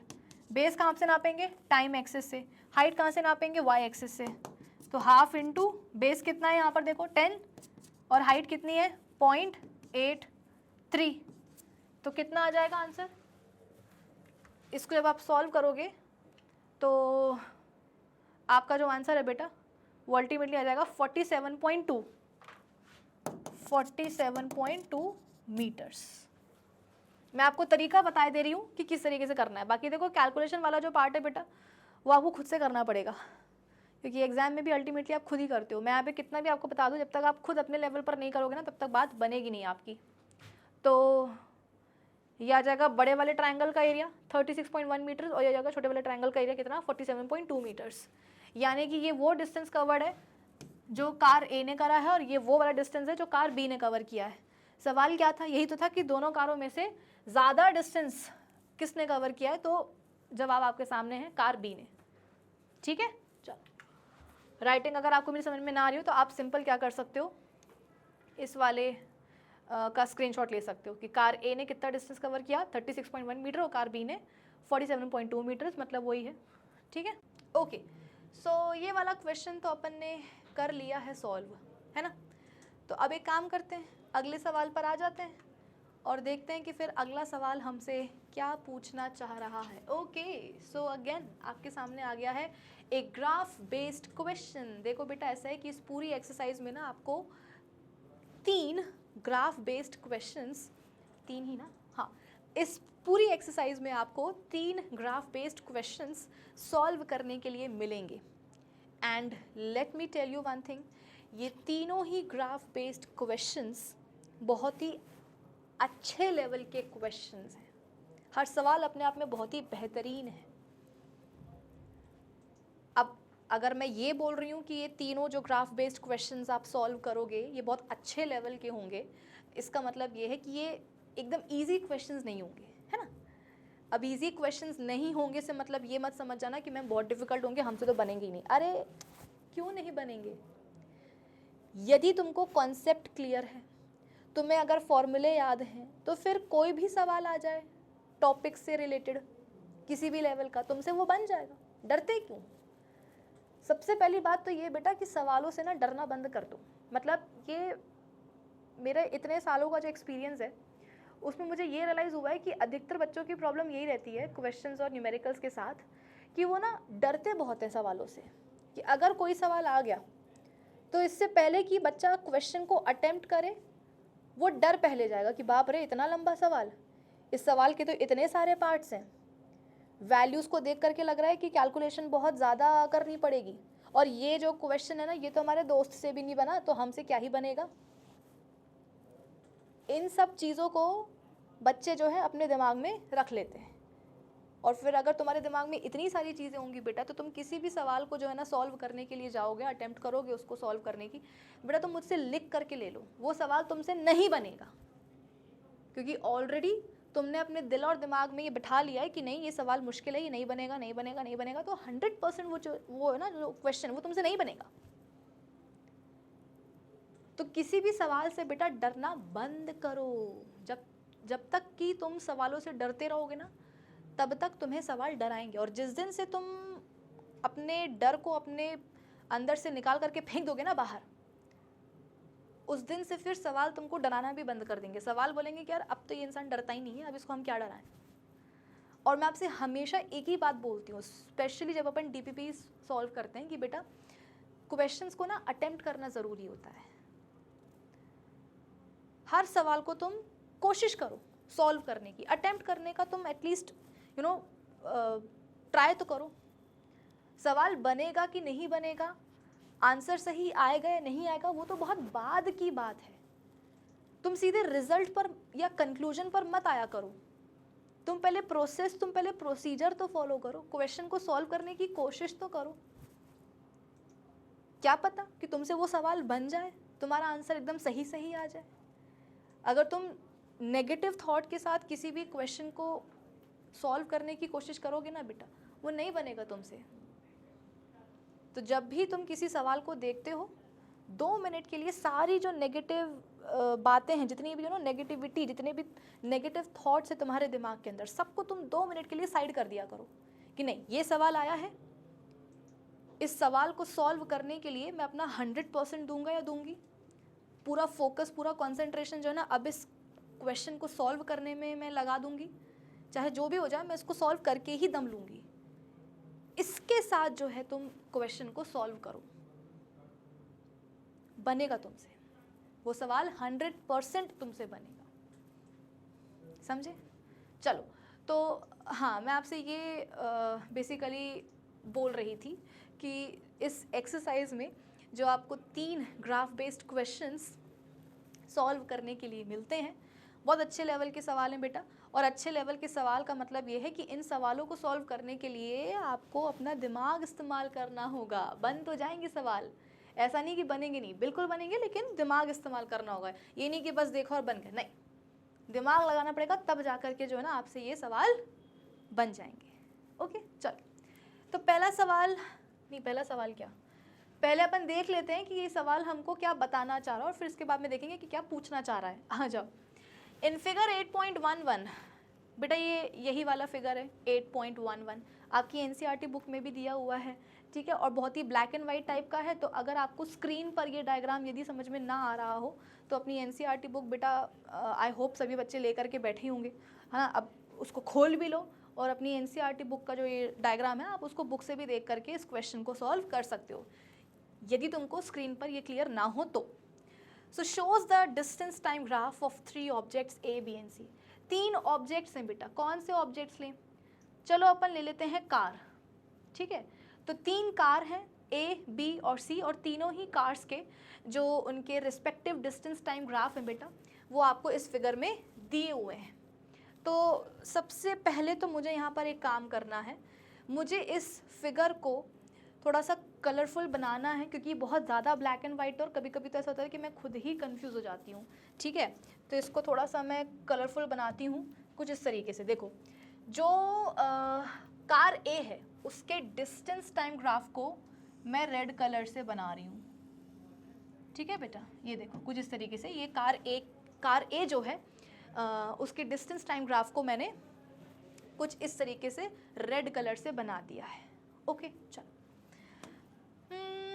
अब मैं काम करती हूँ, कार बी का जो डिस्टेंस टाइम ग्राफ है उसको मैं ग्रीन कलर से बना देती हूँ। ये देखो, ये क्या है, ये कार बी का डिस्टेंस टाइम ग्राफ है ग्रीन कलर का। और आप देख सकते हो कि कार बी का जो डिस्टेंस टाइम ग्राफ है बेटा, वो देखो ओरिजिन से शुरू हुआ है, और वहीं कार ए का जो मैंने डिस्टेंस टाइम ग्राफ बनाया रेड कलर से, वो देखो ओरिजिन से शुरू नहीं हुआ है, वो यहाँ से शुरू हुआ है। ठीक है, ये मैं क्यों पॉइंट आउट कर रही हूँ बेटा, क्योंकि अभी हमें कैलकुलेशन भी करनी है। तो कैलकुलेशन में ये सारी छोटी छोटी चीज़ें जो है ना हमें कंसिडर करनी पड़ेगी, कि कौन सी कार का जो ग्राफ है वो ओरिजिन से शुरू हो रहा है, किसका नहीं हो रहा है। ये सारी बेटा, मतलब ये सारी की सारी जो बातें हैं ये हमें कंसिडर करनी पड़ेंगी जब अपन कैलकुलेशन करेंगे तब। ठीक है, फिर क्या बचा, हाँ फिर बची कार सी। तो कार सी का जो डिस्टेंस टाइम ग्राफ है, चलो उसको मैं बना देती हूँ ब्लू कलर से। ये है कार सी का डिस्टेंस टाइम ग्राफ जिसको मैंने बनाया ब्लू कलर से। और गौर फरमाना, इस कार का भी जो डिस्टेंस टाइम ग्राफ है बेटा, वो ओरिजिन से शुरू नहीं हुआ है, केवल कार बी का जो डिस्टेंस टाइम ग्राफ है वो शुरू हुआ है ओरिजिन से, बाकी ए और सी का नहीं हुआ है। अब जा कर के ये डायग्राम जो है थोड़ा सा मतलब अच्छा लग रहा है देखने में, वरना तो इतना ब्लैक एंड वाइट होता है कि यहाँ से कौन सी लाइन जा रही है, कौन किसको क्रॉस कर रहा है, कुछ पल्ले ही नहीं पड़ता। अब सब ठीक है मेरे हिसाब से, तो अब अच्छा लग रहा है ना। चलो, अब ये तो इन्फॉर्मेशन बेटा हमको क्या बोलते हैं सवाल में दी हुई है। अच्छा, आप फिगर को अगर थोड़ा और ध्यान से देखोगे, ऑब्जर्व करोगे, तो डिस्टेंस टाइम ग्राफ है ये, है ना। तो डिस्टेंस को लिया हुआ है वाई एक्सिस पर और टाइम को लिया हुआ है एक्स एक्सिस पर। टाइम लिया हुआ है यहाँ पर आवर्स में और डिस्टेंस यहाँ पर लिया हुआ है किलोमीटर्स में। आप बोलोगे कि मैम क्यों बताया आपने, मैं बोल तो रही हूँ ना, अभी अपन को कैलकुलेशन करनी है इस सवाल में, तो ये छोटे छोटे से पॉइंट्स वहाँ पर हमें कंसिडर करने पड़ेंगे। ओके, चलो, तो ये पूरी जानकारी हमें दे दी गई है। अब क्या बोला गया है, study the graph and answer the following questions. ठीक है, अब इन 4 सवालों के जवाब हमें देने हैं इस फिगर को देखते हुए, देखना और सवाल के जवाब देना। ठीक है, पहला सवाल क्या है, which of the 3 is travelling the fastest. 3 car हैं ए, बी और सी, तीनों के ही जो रिस्पेक्टिव डिस्टेंस टाइम ग्राफ्स हैं वो यहाँ पर इस फिगर में दिए हुए हैं। तो ज़रा देख करके बताओ कि कौन सी ऐसी कार है जो कि फास्टेस्ट है, मतलब कि कौन सी ऐसी कार है ए, बी और सी में जिसकी स्पीड बहुत ज़्यादा है। फास्टेस्ट का मतलब क्या है बेटा, ऐसी कार जो कि बहुत ही स्पीड के साथ आगे बढ़ रही हो, है ना, मतलब जिसकी स्पीड सबसे ज़्यादा हो। तो ये तुमको फिगर देख करके जो है बताना है। अब यहाँ पर तुम बेटा लिटरली कैलकुलेट करने मत लग जाना कि कार ए ने गिवन टाइम में कितना डिस्टेंस कवर कर लिया, बी ने कितना डिस्टेंस कवर कर लिया, सी ने जो है ना कितना डिस्टेंस कवर कर लिया। क्यों, क्योंकि मैम तभी तो पता चल पाएगा ना कि कौन सी कार ने कम टाइम में ज़्यादा डिस्टेंस कवर कर लिया है, उसी से पता चलेगा कि कौन सी कार जो है वो फास्टेस्ट है, मतलब किसकी स्पीड ज़्यादा है। तो बेटा लिटरली आपको यहाँ पर कैलकुलेट करने की ज़रूरत नहीं है, मतलब इस वाले पार्ट में तो नहीं है एटलीस्ट। क्यों, याद करो, तुमको पिछले जन्म में नहीं बेटा, पिछले सेशंस में तुमको मैंने बताया है कि जिस भी ऑब्जेक्ट, या चलो ठीक है ऑब्जेक्ट ही बोल दो, जिस भी ऑब्जेक्ट के डिस्टेंस टाइम ग्राफ की स्लोप जितनी खड़ी होगी उसकी स्पीड उतनी ही ज़्यादा होगी। बेटा डिस्टेंस टाइम ग्राफ की स्लोप हमें क्या देती है, अरे स्पीड देती है कि नहीं देती है मुन्नो? डिस्टेंस टाइम ग्राफ की जो स्लोप होती है वो हमें स्पीड देती है। तो जिस ऑब्जेक्ट के डिस्टेंस टाइम ग्राफ की स्लोप जितनी खड़ी होगी, खड़ी का मतलब समझते हो ना, ऐसे मतलब ऑलमोस्ट ऐसे वर्टिकल समझ लो, वर्टिकल ना, ये होता है हॉरिजॉन्टल और ये होता है वर्टिकल। तो जिस भी ऑब्जेक्ट के डिस्टेंस टाइम ग्राफ की स्लोप जितनी खड़ी होगी, मतलब जितनी वर्टिकल होगी, उसकी स्पीड उतनी ही ज़्यादा होगी। अब यहाँ पर देखो ना, यहाँ पर तुमको जो तीनों कार हैं ए बी सी, उनके डिस्टेंस टाइम ग्राफ्स की स्लोप्स तुमको दिख रही होंगी, है ना? ये है बी कार के ग्राफ की स्लोप, ये है सी कार के ग्राफ की स्लोप, ये है ए कार के ग्राफ की स्लोप। तो बेटा यदि तुम कार ए के डिस्टेंस टाइम ग्राफ की स्लोप को देखोगे तो देखो ये जो रेड वाली ना बेटा, ये रेड वाली, इसीलिए यहाँ पर मैंने जो ना कलरफुल बना दी थी स्लोप्स। यहाँ पर देखो जो कार ए के डिस्टेंस टाइम ग्राफ की जो स्लोप है, ये रेड वाली, ये देखो कितनी लेटी हुई है। मैंने क्या बोला? स्लोप खड़ी होनी चाहिए, तब जाकर के हम बोलेंगे कि हाँ इस ऑब्जेक्ट की जो स्पीड है वो ज़्यादा है। वहीं तुम अगर कार ए के डिस्टेंस टाइम ग्राफ की बेटा स्लोप देखोगे ना, ये रेड वाली देखो कितनी लेटी हुई, कितनी झुकी हुई है कि नहीं? वहीं तुम ये कार सी को देखो, कार सी की जो डिस्टेंस टाइम ग्राफ की स्लोप है वो भी ऑलमोस्ट काफ़ी मतलब ऐसे लेटी हुई है, मतलब ए से तो बेहतर है लेकिन देखो अभी भी लेटी हुई है। सबसे तो मिट गया, कोई नहीं।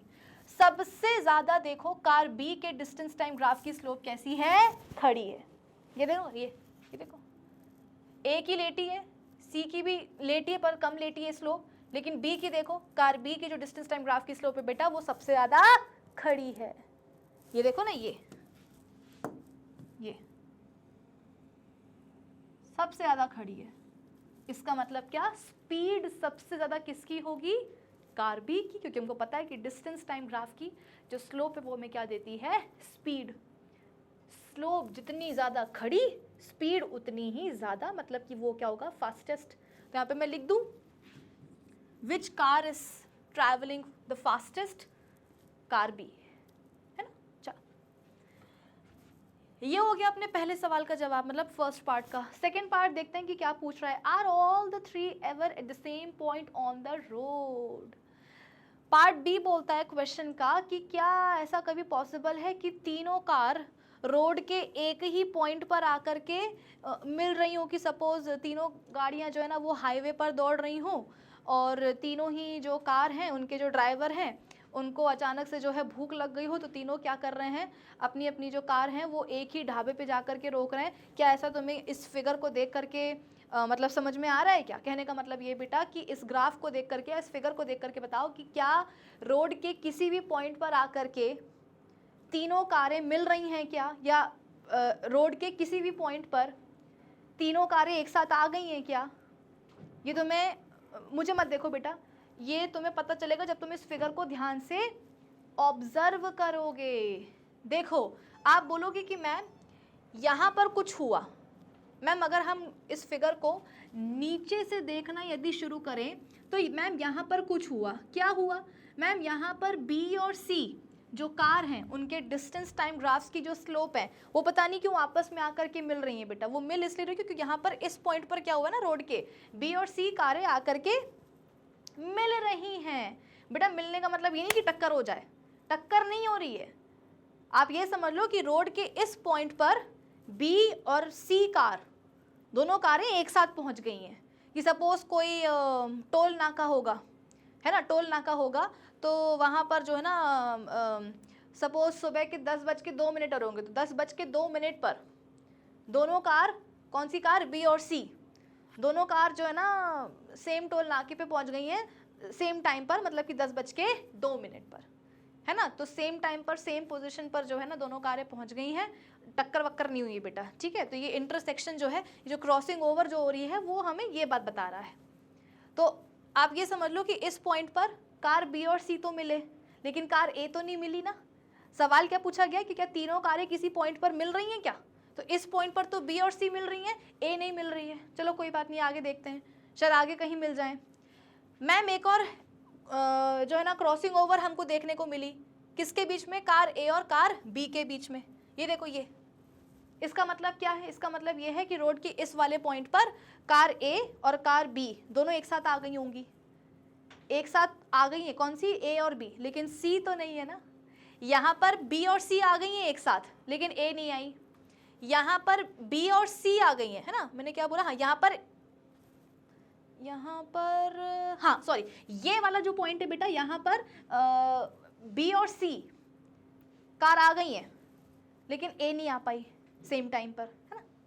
यहाँ पर ए और बी आ गई हैं इस वाले पॉइंट पर बेटा, रोड के कार ए और कार बी पहुंच गई हैं दोनों सेम टाइम पर, लेकिन सी नहीं आ पाई।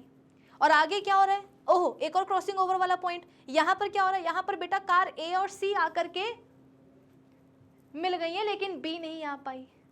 तो कहने को तो रोड पर जो है रोड पर ऐसे 3 पॉइंट आए, रोड पर ऐसे 3 पॉइंट आए जहां पर कारें आकर के मिली, सेम टाइम पर आ गई, लेकिन केवल 2 ही हुई। मतलब ऐसा कोई भी पॉइंट नहीं आया रोड पर जहां पर हम बोले कि हाँ देखो तीनों कारें आकर के जो है मिल गई हैं, तीनों कारें एक साथ उसी पॉइंट पर आ गई हैं सेम टाइम पर। ऐसा कोई भी जो है ना पॉइंट नहीं आया है रोड पर। यहाँ पर बी और सी आ गई तो ए नहीं आ पाई, यहाँ पर ए और बी आ गई तो सी नहीं आ पाई, यहाँ पर ए और सी आ गई तो बी नहीं आ पाई कार। तो सवाल क्या है? क्या तीनों कारें किसी पॉइंट पर मिलेंगी? तो लिखना था ना नो। फिगर को देख करके समझ में आ रहा है कि ऐसा कहीं नहीं होगा, मतलब रोड की किसी भी पॉइंट पर ऐसा नहीं होने वाला कि तीनों कारें आपस में आकर के मिल रही हैं सेम पॉइंट पर, सेम लोकेशन पर, सेम टाइम पर। Not possible. मतलब पॉसिबल तो है पर हुआ नहीं। ठीक है, चलो अब हम बात करते हैं थर्ड पार्ट की। How far has C travelled when B passes A. अब इन दोनों ही सवालों को सॉल्व करने के लिए थोड़ा सा क्या लगेगा? दिमाग लगेगा, लेकिन बन जाएगा। देखो सी पार्ट क्या बोल रहा है कि जो कार सी है, कार सी कहाँ है? ये ब्लू वाली है, ठीक है। जब कार बी ने ए को पास किया होगा, मतलब कि वही है जब कार ए और बी मिली होंगी दोनों कारें, तब तक सी ने कितना डिस्टेंस जो है वो ट्रैवल कर लिया होगा। तो ज़रा ये देखो इस फिगर में कि किस पॉइंट पर ए और बी मिल रही हैं। ये वाले पॉइंट पर, है ना। इसको मैं अलग से बेटा येलो कलर से बना देती हूँ। आई होप तुमको ये येलो कलर दिखे। ये देखो इस पॉइंट पर क्या हो रहा है बेटा, ए और बी कारें जो हैं वो मिल रही हैं, ठीक है। और इस पॉइंट से फिर क्या होगा, बी जो है वो ए के आगे निकल जाएगी। तो इस पॉइंट तक सी कार ने कितना डिस्टेंस कवर कर लिया होगा। सवाल यही पूछा जा रहा है कि how far has C travelled when B passes A. जब ए और बी आप ये समझ लो कि क्रॉस होते हैं और फिर बी जो है वो ए से आगे निकल जाती है, उस पॉइंट तक सी ने कितना डिस्टेंस कवर कर लिया होगा, ये आपको यहाँ पर कैलकुलेट करके बेटा बताना है। अब देखो ऐसा है कि ये पॉइंट तो आपको पता चल गया है ना, ये पॉइंट आपको पता चल गया कि किस पॉइंट पर जो है बी कार ए के आगे निकल गई, तो वो पॉइंट आपको पता चल गया। अब उस पॉइंट पर देख लो कि कार सी ने जो है कितना डिस्टेंस कवर कर लिया है। अब बेटा ये क्या है, डिस्टेंस टाइम ग्राफ है। डिस्टेंस को अपन ने कहाँ लिया है, वाई एक्सिस पर लिया है। तो यहाँ पर जो हमें सी कार ने जितना डिस्टेंस ट्रैवल किया है ना वो निकालना है। तो कहाँ से निकालेंगे, कहाँ से वो डिस्टेंस मेजर करेंगे जो कि सी कार ने जो है ना ट्रैवल करा है, कवर किया है। वो डिस्टेंस हम मेजर करेंगे बेटा ऑफकोर्स वाई एक्सिस से। उसको अपन वाई एक्सिस से ही क्या करेंगे, मेजर करेंगे, क्योंकि वाई एक्सिस पर ही तो डिस्टेंस लिया है ना। तो डिस्टेंस को कहाँ से मेजर करेंगे, वाई एक्सिस से। तो देखो यहाँ पर मैं काम करती हूँ, मैं ऐसे डॉटेड लाइन बना देती हूँ। ये देखो, नहीं ये तो नीचे बन गई, ऊपर ऊपर।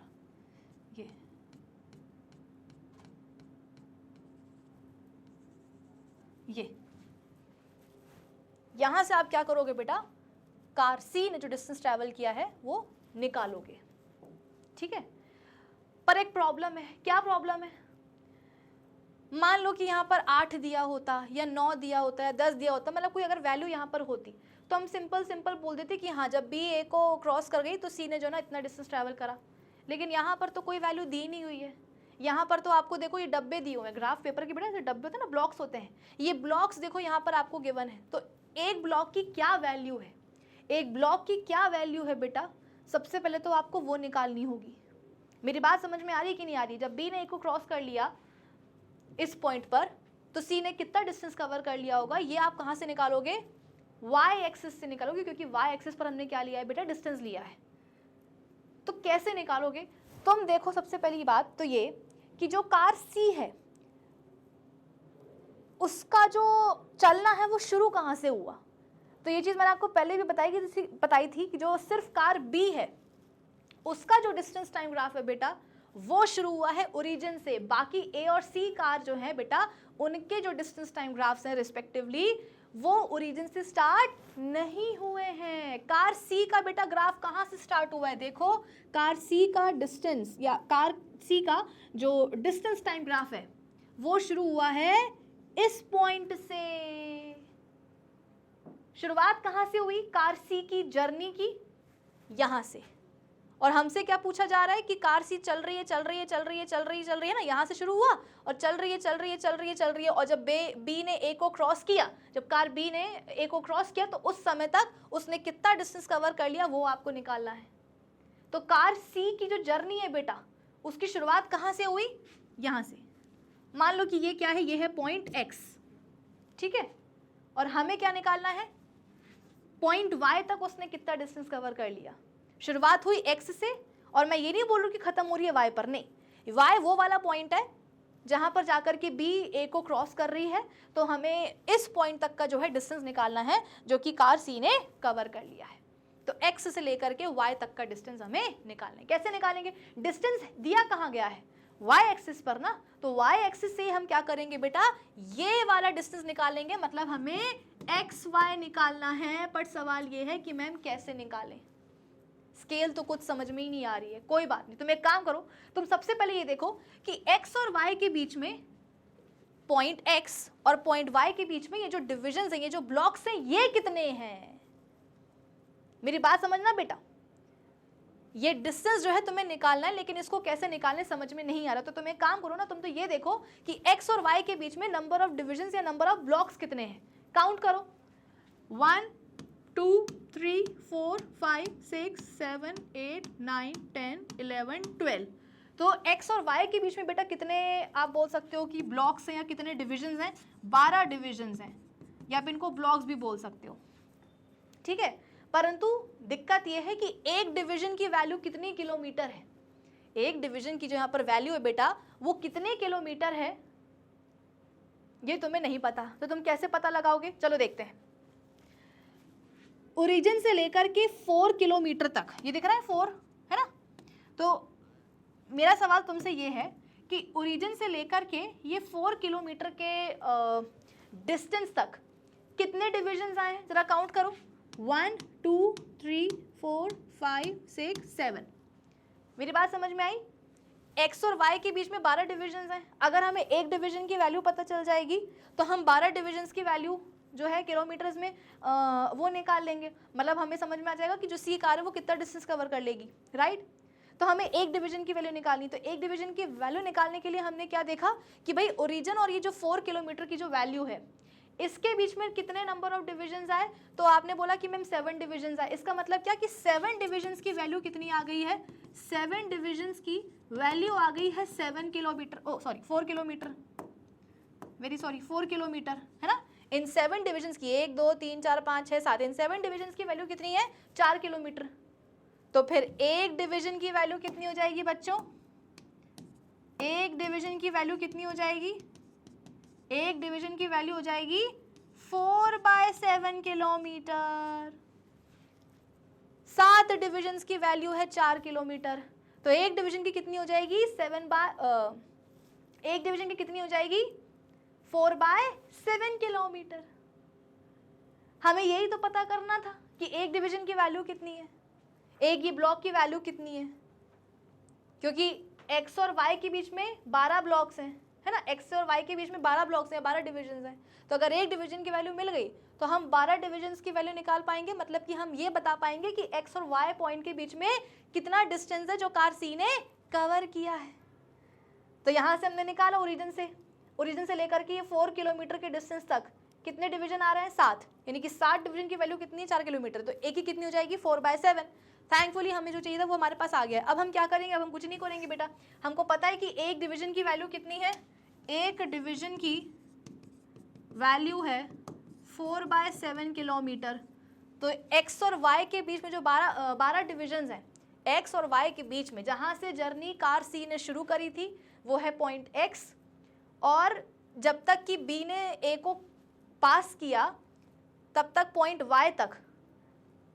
पॉइंट y क्या है? वो पॉइंट है जहाँ पर आप समझ सकते हो कि B ने A को क्रॉस करा, तो उस पॉइंट तक उसने कितना डिस्टेंस कवर करा है वो हम कैसे निकालेंगे?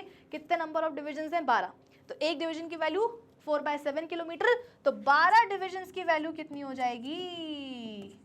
12 डिविजन्स की वैल्यू हो जाएगी x की वैल्यू कैसे निकालेंगे बेटा? 12 इंटू 4/7 कर देंगे, तो आपका जो आंसर है वो 6 पॉइंट समथिंग आ जाएगा। कितना आ जाएगा? 6.85 आ जाएगा। 6.85 किलोमीटर। आई बात समझ में कि नहीं? बस ये देख लो कि x और y के बीच में 12 डिविजन्स हैं। पॉइंट x जहाँ से C ने अपनी जर्नी शुरू करी, पॉइंट y वो वाला पॉइंट है जहाँ पर B A को क्रॉस करती है, वहाँ तक का डिस्टेंस हमें निकालना है कि कितना जो है ना कार C ने कवर कर लिया होगा। तो हमने निकाला क्या? नंबर ऑफ डिविजन्स कितने हैं? 12। एक डिवीजन की वैल्यू कैसे निकालेंगे? तो 4 किलोमीटर तक कितने डिविजन्स आ रहे हैं ओरिजिन से? 7। तो 7 डिवीजन की वैल्यू 4 किलोमीटर, तो एक ही कितनी हो जाएगी? 4/7। तो वैसे हम क्या करेंगे? 12 डिविजन्स की भी वैल्यू निकालेंगे, 12 इंटू 4/7 कर देंगे। कितना आंसर आ जाएगा? 6.85 किलोमीटर। यानी कि इतना जो डिस्टेंस है ना बेटा, कितनी उसकी वैल्यू आ गई है? 6.85 किलोमीटर। तो जब B ने A को क्रॉस किया है, जब B ने A को पास किया है, क्रॉस B ने जब पास करा है, तो C ने तब तक कितना डिस्टेंस कवर कर लिया होगा? 6 पॉइंट, अलग कलर से लिखती हूँ, 6.85 किलोमीटर। इतना डिस्टेंस उसने कवर कर लिया होगा। ये वाला पॉइंट समझ में आ गया? मतलब ये वाला जो पार्ट है क्वेश्चन का ही समझ में आ गया? अच्छी बात है। चलो अब हम नेक्स्ट पार्ट जो है वो भी सॉल्व कर लेते हैं कि how far B has travelled by the time it passes C। B और C कहाँ मिल रहे हैं? जरा देखो तो, ये यहाँ पर है ना, इस पॉइंट पर। इसको भी मैं कौन से कलर से बनाऊं भाई? चलो मैं इसको बनाती हूँ पिंक कलर से। ये देखो B और C बेटा इस पॉइंट पर मिल रहे हैं, और फिर इस पॉइंट से क्या होगा? B जो है C के आगे निकल जाएगी कार, क्योंकि B तो कार क्या है? फास्टेस्ट है ना, तो वो तो सबके आगे निकलेगी। क्रॉस हुई, उसके बाद में आगे निकल गई। ठीक है, तो तब तक how far has B travelled by the time it passes C। अच्छा, जब B C को क्रॉस करके पास कर जाती है तब तक वो कितना डिस्टेंस कवर कर लेती है, ये आपको बताना है। तो सपोज ये वाले पॉइंट पर जो है ना B C को क्रॉस करके आगे निकल रही है, तो इस वाले पॉइंट को हमने क्या करा है? मार्क कर दिया है। अब यहाँ तक का डिस्टेंस निकालना है। कैसे निकालेंगे बेटा? वही वाली बात है ना, डिस्टेंस जहाँ पर दिया होगा, जिस एक्सिस पर दिया होगा उसी एक्सिस से आपको डिस्टेंस निकालना होगा। किस एक्सिस पर दिया है डिस्टेंस? वाई एक्सिस पर। तो डिस्टेंस कहाँ से निकालोगे? वाई एक्सिस से ही तो निकालोगे ना। तो कुछ इस तरीके से, ये देखो, ये यहाँ पर आ गया सपोज पॉइंट, कौन सा? पॉइंट M, और ये है ओरिजिन। और कार B की बात हो रही है, तो कार B तो बेटा मैंने आपको पहले ही बताया था कि कार B का जो डिस्टेंस टाइम ग्राफ है वो देखो, वो ओरिजिन से ही शुरू हो रहा है। ठीक है, और इस वाले पॉइंट पर क्या हो रहा है? B C को पास कर रही है। तो इस पॉइंट तक कार B ने कितना डिस्टेंस कवर कर लिया होगा? कार B ने कितना डिस्टेंस कवर कर लिया होगा वो हमें निकालना है। तो यहाँ पर हम पहुँच गए, हमने यहाँ पर एक और पॉइंट ले लिया है on the y axis, that is M। तो हमको बेसिकली निकालना क्या है?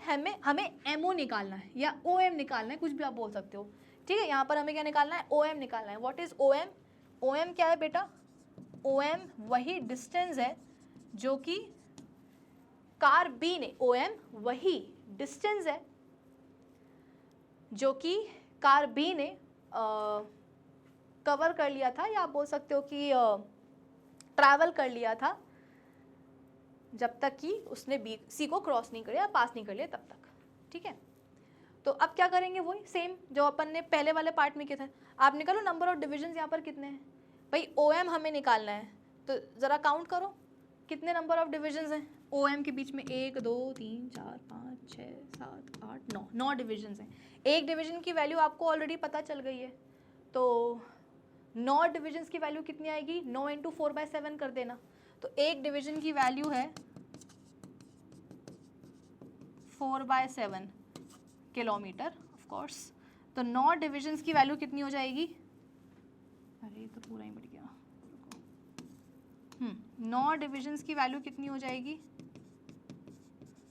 x को निकालने के लिए क्या करेंगे, 9 इंटू 4/7 कर देंगे। तो कुछ 5 पॉइंट करके कुछ आ जाएगा आपका आंसर, 5.14 किलोमीटर। ठीक है, 5.14 किलोमीटर। डेसिमल के बाद 2 डिजिट तक लोगे उतना सफिशेंट है, ज़रूरत नहीं है 3 डिजिट्स तक जाने की। तो कुछ इस तरीके से हमने पूरा क्वेश्चन बेटा सॉल्व कर लिया है। आसान था ना। बस यहाँ पर आप ये देख लो कि शुरुआत कहाँ से हुई, कौन से कार की, है ना, और उसके बाद में नंबर ऑफ डिविजन्स कितने हैं। एक डिवीजन की वैल्यू आपने निकाल ही ली है 4/7, बाकी फिर आसानी है निकालना। ओके, चलो आगे बढ़ जाते हैं बच्चों, ये पूरा उसी का सोल्यूशन है। आप चाहो तो वीडियो को पॉज करके स्क्रीनशॉट ले लेना। चलो नेक्स्ट क्वेश्चन पर आ जाते हैं। A ball is gently dropped from a height of 20 meters if its velocity increases uniformly at the rate of 10 meter per second square. With what velocity will it strike the ground? After what time will it strike the ground? Okay, एक ball को बेटा किसी height से जो है मतलब drop किया हुआ है। हाइट कितनी है, 20 मीटर। चलो ठीक है, हाइट भी हमको दी हुई है कि भाई एक बॉल है जिसको कि 20 मीटर की हाइट से जो है ऐसे ड्रॉप किया गया है। ठीक है, अब ये चीज़ अपन ने पहले भी देखी है कि जब कोई ऑब्जेक्ट नीचे से ऊपर अपन थ्रो करते हैं तो किसी न किसी इनिशियल वेलोसिटी के साथ उस ऑब्जेक्ट को जो है हम नीचे से ऊपर, हाँ मतलब नीचे से जो है, मतलब जब भी हम किसी ऑब्जेक्ट को बेटा नीचे से ऊपर थ्रो करते हैं तो किसी ना किसी इनिशियल वेलोसिटी के साथ करते हैं। ठीक है, और अल्टीमेटली क्या होता है, जैसे जैसे वो ऑब्जेक्ट ऊपर जाने लग जाता है, जाते जाते जाते जाते जाते तो जो उसकी वेलोसिटी है वो कम होने लगती है, होने लगती है और अल्टीमेटली वेलोसिटी एक सर्टेन हाइट पर पहुंचने पर 0 हो जाती है। फिर क्या होता है, ऑब्जेक्ट दोबारा से नीचे आने लग जाता है ना। इसका बिल्कुल उल्टा होता है कब, जब ऑब्जेक्ट आता है ऊपर से नीचे। तो जब ऑब्जेक्ट आता है ऊपर से नीचे तो उस समय उसकी इनिशियल वेलोसिटी 0 होती है, और जैसे जैसे फिर ऑब्जेक्ट नीचे आने लग जाता है उसकी वेलोसिटी बढ़ती है बढ़ती है बढ़ती है बढ़ती है बढ़ती है बढ़ती है, और अपनी मैक्सिमम वेलोसिटी से क्या होता है, वो ऑब्जेक्ट ग्राउंड पर जाकर के टप से गिर जाता है। ठीक है, तो यहाँ पर भी एक बॉल को बेटा ऊपर से नीचे ही मतलब गिराया गया है, तो किस इनिशियल वेलोसिटी क्या होगी, इनिशियल वेलोसिटी यहाँ पर 0 होगी। बॉल को ड्रॉप किया गया है ना, बॉल बेटा ऊपर से नीचे आ रही है तो उसकी इनिशियल वेलोसिटी क्या होगी, 0, और वो अपनी मैक्सिमम फाइनल वेलोसिटी के साथ क्या करेगी, ग्राउंड को टच करेगी। और वही वेलोसिटी आपसे पूछी गई है, देखो with what velocity will it strike the ground. Okay, acceleration due to gravity आपको यहाँ पर दिया हुआ है, कितना दिया हुआ है, 10 मीटर पर सेकेंड स्क्वायर। इसका साइन क्या लेंगे बेटा, नेगेटिव या पॉजिटिव, पॉजिटिव है ना। जब ऑब्जेक्ट नीचे से ऊपर जाता है तो एक्सेलरेशन ड्यू टू ग्रेविटी की जो वैल्यू है वो हम नेगेटिव में लेते हैं, और जब ऑब्जेक्ट ऊपर से नीचे आता है तो पॉजिटिव। ठीक है, फिर इसके अलावा after what time will it strike the ground, अच्छा टी टाइम भी आपको बताना होगा। तो एक काम करते हैं बेटा, अच्छा डिस्टेंस आपको दिया हुआ है, डिस्टेंस यहाँ पर आपको दिया हुआ है, वर्टिकल मोशन है तो h लिखेंगे, कितना दिया हुआ है, 20 मीटर। ओके, तो अब मेरे हिसाब से अपन एक काम कर सकते, अपन सेकेंड इक्वेशन ऑफ मोशन का इस्तेमाल करते हुए t निकाल सकते हैं, है ना। यह काम करते चलो, थर्ड इक्वेशन ऑफ मोशन का इस्तेमाल करते हुए अपन v निकाल लेते हैं। आ जाओ, थर्ड इक्वेशन ऑफ मोशन क्या होती है, v square minus u square is equals to 2gh। ठीक है, क्योंकि वर्टिकल मोशन है ना इसलिए।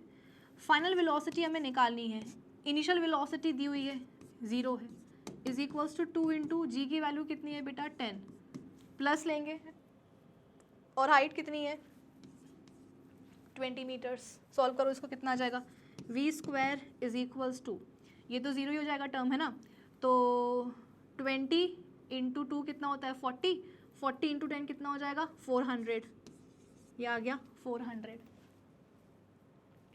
ठीक है, और अब जो है आप इसको सॉल्व कर लेना, लगा देना अंडर रूट 20 40, हाँ कुछ इस तरीके से। तो आपका जो आंसर है बेटा वो कितना आ जाएगा, 20 मीटर पर सेकंड आ जाएगा। अंडर रूट 400 है ना, तो इसको 20 कर लो, तो 20 मीटर पर सेकंड आ जाएगा आपकी फाइनल वेलोसिटी, आपकी नहीं मतलब जो भी है बॉल है।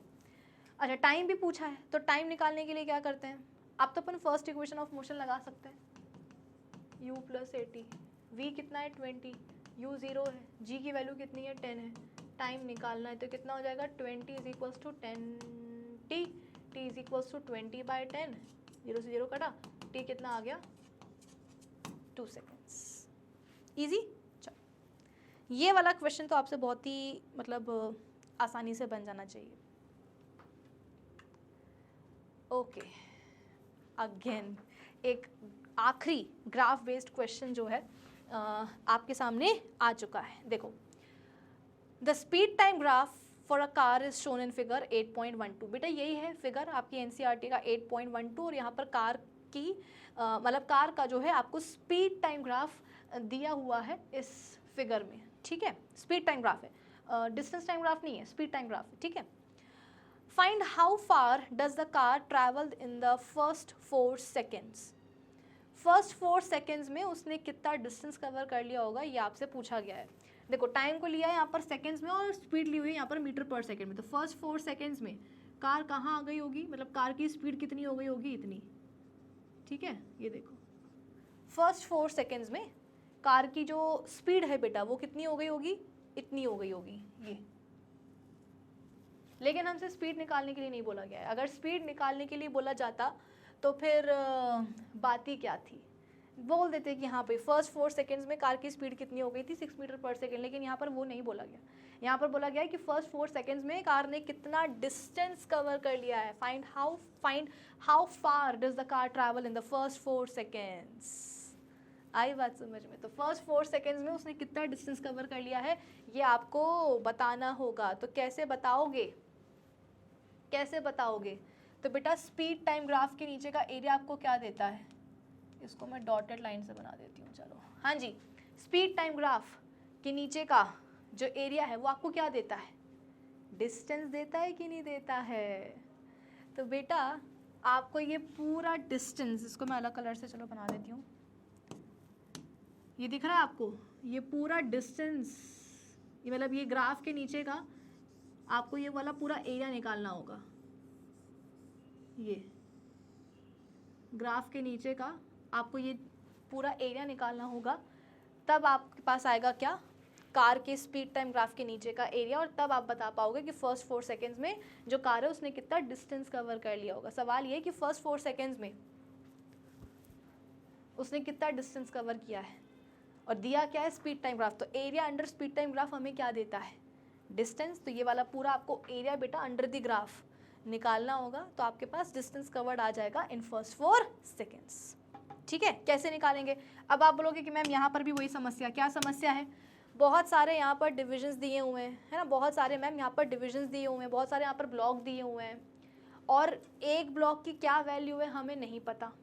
मैम अगर हमें एक ब्लॉक की वैल्यू पता होती, यदि हमें एक ब्लॉक का एरिया पता होता, तो जितने भी यहाँ पर इस एरिया में, एरिया अंडर द ग्राफ में जितने भी ब्लॉक्स आ रहे हैं उन सारे ही ब्लॉक्स का एरिया हम क्या करते, कंबाइन करते, तो हमारे पास क्या आ जाता, area under speed time graph आ जाता, मतलब कि डिस्टेंस आ जाता जो कि कवर किया गया है फर्स्ट 4 सेकेंड्स में। तो मैम यहाँ पर वही वाली समस्या आ गई कि हमें यहाँ पर एक ब्लॉक की क्या वैल्यू है, एक डिवीजन की क्या वैल्यू है, on the x axis, on the y axis, area क्या है हमें कुछ भी नहीं पता है। तो मेन मोटिव हमारा क्या होना चाहिए कि इस एरिया में अंडर दी ग्राफ जितने भी डिविजन्स आ रहे हैं, जितने भी यहाँ पर ब्लॉक्स आ रहे हैं, हर एक ब्लॉक, मतलब मेन हमारा मोटिव यही है कि सबसे पहले हम क्या करें, नंबर ऑफ डिविजन्स या नंबर ऑफ ब्लॉक्स कैलकुलेट करें जो इस एरिया के अंडर आ रहे हैं। आई बात समझ में, और फिर हम क्या करें, एक ब्लॉक का या एक डिवीजन का हम एरिया निकाल लें, उसकी क्या वैल्यू है बेसिकली। यदि हम वो जैसे कि यहाँ पर हमने किया था, है ना, यहाँ पर हमने क्या करा था ये वाले क्वेश्चन में कि हर एक डिवीजन की हमने वैल्यू निकाली थी। तो इसी तरीके से यदि हम यहाँ पर हर एक डिवीजन की वैल्यू निकाल लें on the x axis, on the y axis, यानी कि यदि हम हर एक ब्लॉक का एरिया निकाल लें। आप बोलोगे कि मैम यहाँ पर तो हमने ब्लॉक का एरिया नहीं निकाला था, यहाँ पर तो मैम हमने ब्लॉक का एरिया नहीं निकाला था, वो इसलिए नहीं निकाला था बेटा क्योंकि यहाँ पर हमको क्या चाहिए था, बस हमें इतना पता करना था कि एक डिवीजन की वैल्यू कितनी है ऑन दी वाई एक्सिस, है ना। जैसे कि एक्स से वाई के बीच में 12 डिविजन्स थे, 12 ब्लॉक्स थे, तो 12 ब्लॉक्स या 12 डिविजन्स की वैल्यू कितनी है ऑन दी वाई एक्सिस। यहाँ पर हमको एरिया नहीं निकालना था, यहाँ पर मैं आपसे बार बार बोल रही थी कि हमें डिस्टेंस निकालना है जो हम निकालेंगे वाई एक्सिस से। एक्स एक्सिस का तो यहाँ पर बेटा टाइम की तो यहाँ पर बात ही नहीं करी जा रही थी, ज़रूरत ही नहीं थी, क्योंकि यहाँ पर हमको डिस्टेंस निकालना था। तो डिस्टेंस हम कहाँ से निकालेंगे, वाई एक्सिस से। तो यहाँ पर हमें हर एक डिवीजन की वैल्यू चाहिए थी ऑन दी वाई एक्सिस, तो इसीलिए यहाँ पर हमने कोई एरिया वेरिया नहीं निकाला। यहाँ पर हमें क्या करना होगा, यहाँ पर हमें इस एरिया में, ग्राफ के नीचे यहाँ पर जो एरिया बना है, इस एरिया में जितने भी नंबर ऑफ डिविजन्स आ रहे हैं, जितने भी नंबर ऑफ, यहाँ पर आप बोल सकते हो कि रेक्टेंगल, स्क्वायर जो भी आ रहे हैं, जो भी ब्लॉक्स आ रहे हैं, सारे ही ब्लॉक्स के एरियाज को हमें ऐड करना होगा, तब जा करके आपके पास ये पूरा एरिया आएगा। मेरी बात समझे, यहाँ पर एरिया निकालना है, वहाँ पर एरिया नहीं निकालना था, वहाँ पर हमें सिर्फ डिस्टेंस से मतलब था, वाई एक्सिस से मतलब था, यहाँ पर हमें एरिया निकालना है। तो हर एक ब्लॉक की वैल्यू क्या है on the x axis, on the y axis, और फिर क्या करेंगे, दोनों को मल्टीप्लाई कर देंगे। भाई अगर आप सपोज ये वाला ब्लॉक है, ठीक है, सपोज ये वाला ब्लॉक है, तो एक्स एक्सिस पर इसकी वैल्यू कितनी है ना, ये वाली वैल्यू कितनी है, अरे ये तो पूरा मर गया। एक्स एक्सिस पर इसकी वैल्यू कितनी है, ठीक है। वाई एक्सिस पर इसकी वैल्यू कितनी है। यदि हम ये निकाल लेंगे, मेरी बात समझ में आ रही कि नहीं आ रही है, एक्स एक्सिस पर इसकी वैल्यू कितनी है, वाई एक्सिस पर इसकी वैल्यू कितनी है, अगर हमारे पास ये आ गया तो फिर हम क्या करेंगे, दोनों ही वैल्यूज़ को हम मल्टीप्लाई कर देंगे, तो हमारे पास एरिया ऑफ दिस ब्लॉक आ जाएगा। अब अगर हमारे पास एक ब्लॉक का एरिया आ गया तो फिर हम क्या करेंगे, जितने भी नंबर ऑफ ब्लॉक्स आ रहे हैं ना, उन नंबर ऑफ ब्लॉक्स को इस एरिया से मल्टीप्लाई कर देंगे, तो हमारे पास इन सारे ही ब्लॉक्स का एरिया आ जाएगा, जो होगा distance covered in first 4 seconds. तो सबसे पहले क्या करेंगे, नंबर ऑफ ब्लॉक्स कैलकुलेट करेंगे, फिर क्या करेंगे, एक ब्लॉक का एरिया निकालेंगे और फिर उस एरिया को टोटल नंबर ऑफ ब्लॉक से मल्टीप्लाई कर देंगे। तो मैंने करके रखा हुआ है, आप खुद भी करके देख सकते हो, अपनी एनसीईआरटी बुक खोलो बेटा, आप देख सकते हो नंबर ऑफ ब्लॉक्स यहाँ पर बेटा कितने होंगे, 62, ठीक है। ये जो पूरा आपको यहाँ पर मैंने एरिया बनाया है ना, ये इसमें आपको टोटल नंबर ऑफ ब्लॉक्स मिलेंगे, डिविजन्स मिलेंगे कितने, 62। 54 कंप्लीट ब्लॉक्स होंगे, 56 यहाँ पर कंप्लीट ब्लॉक्स होंगे, ठीक है।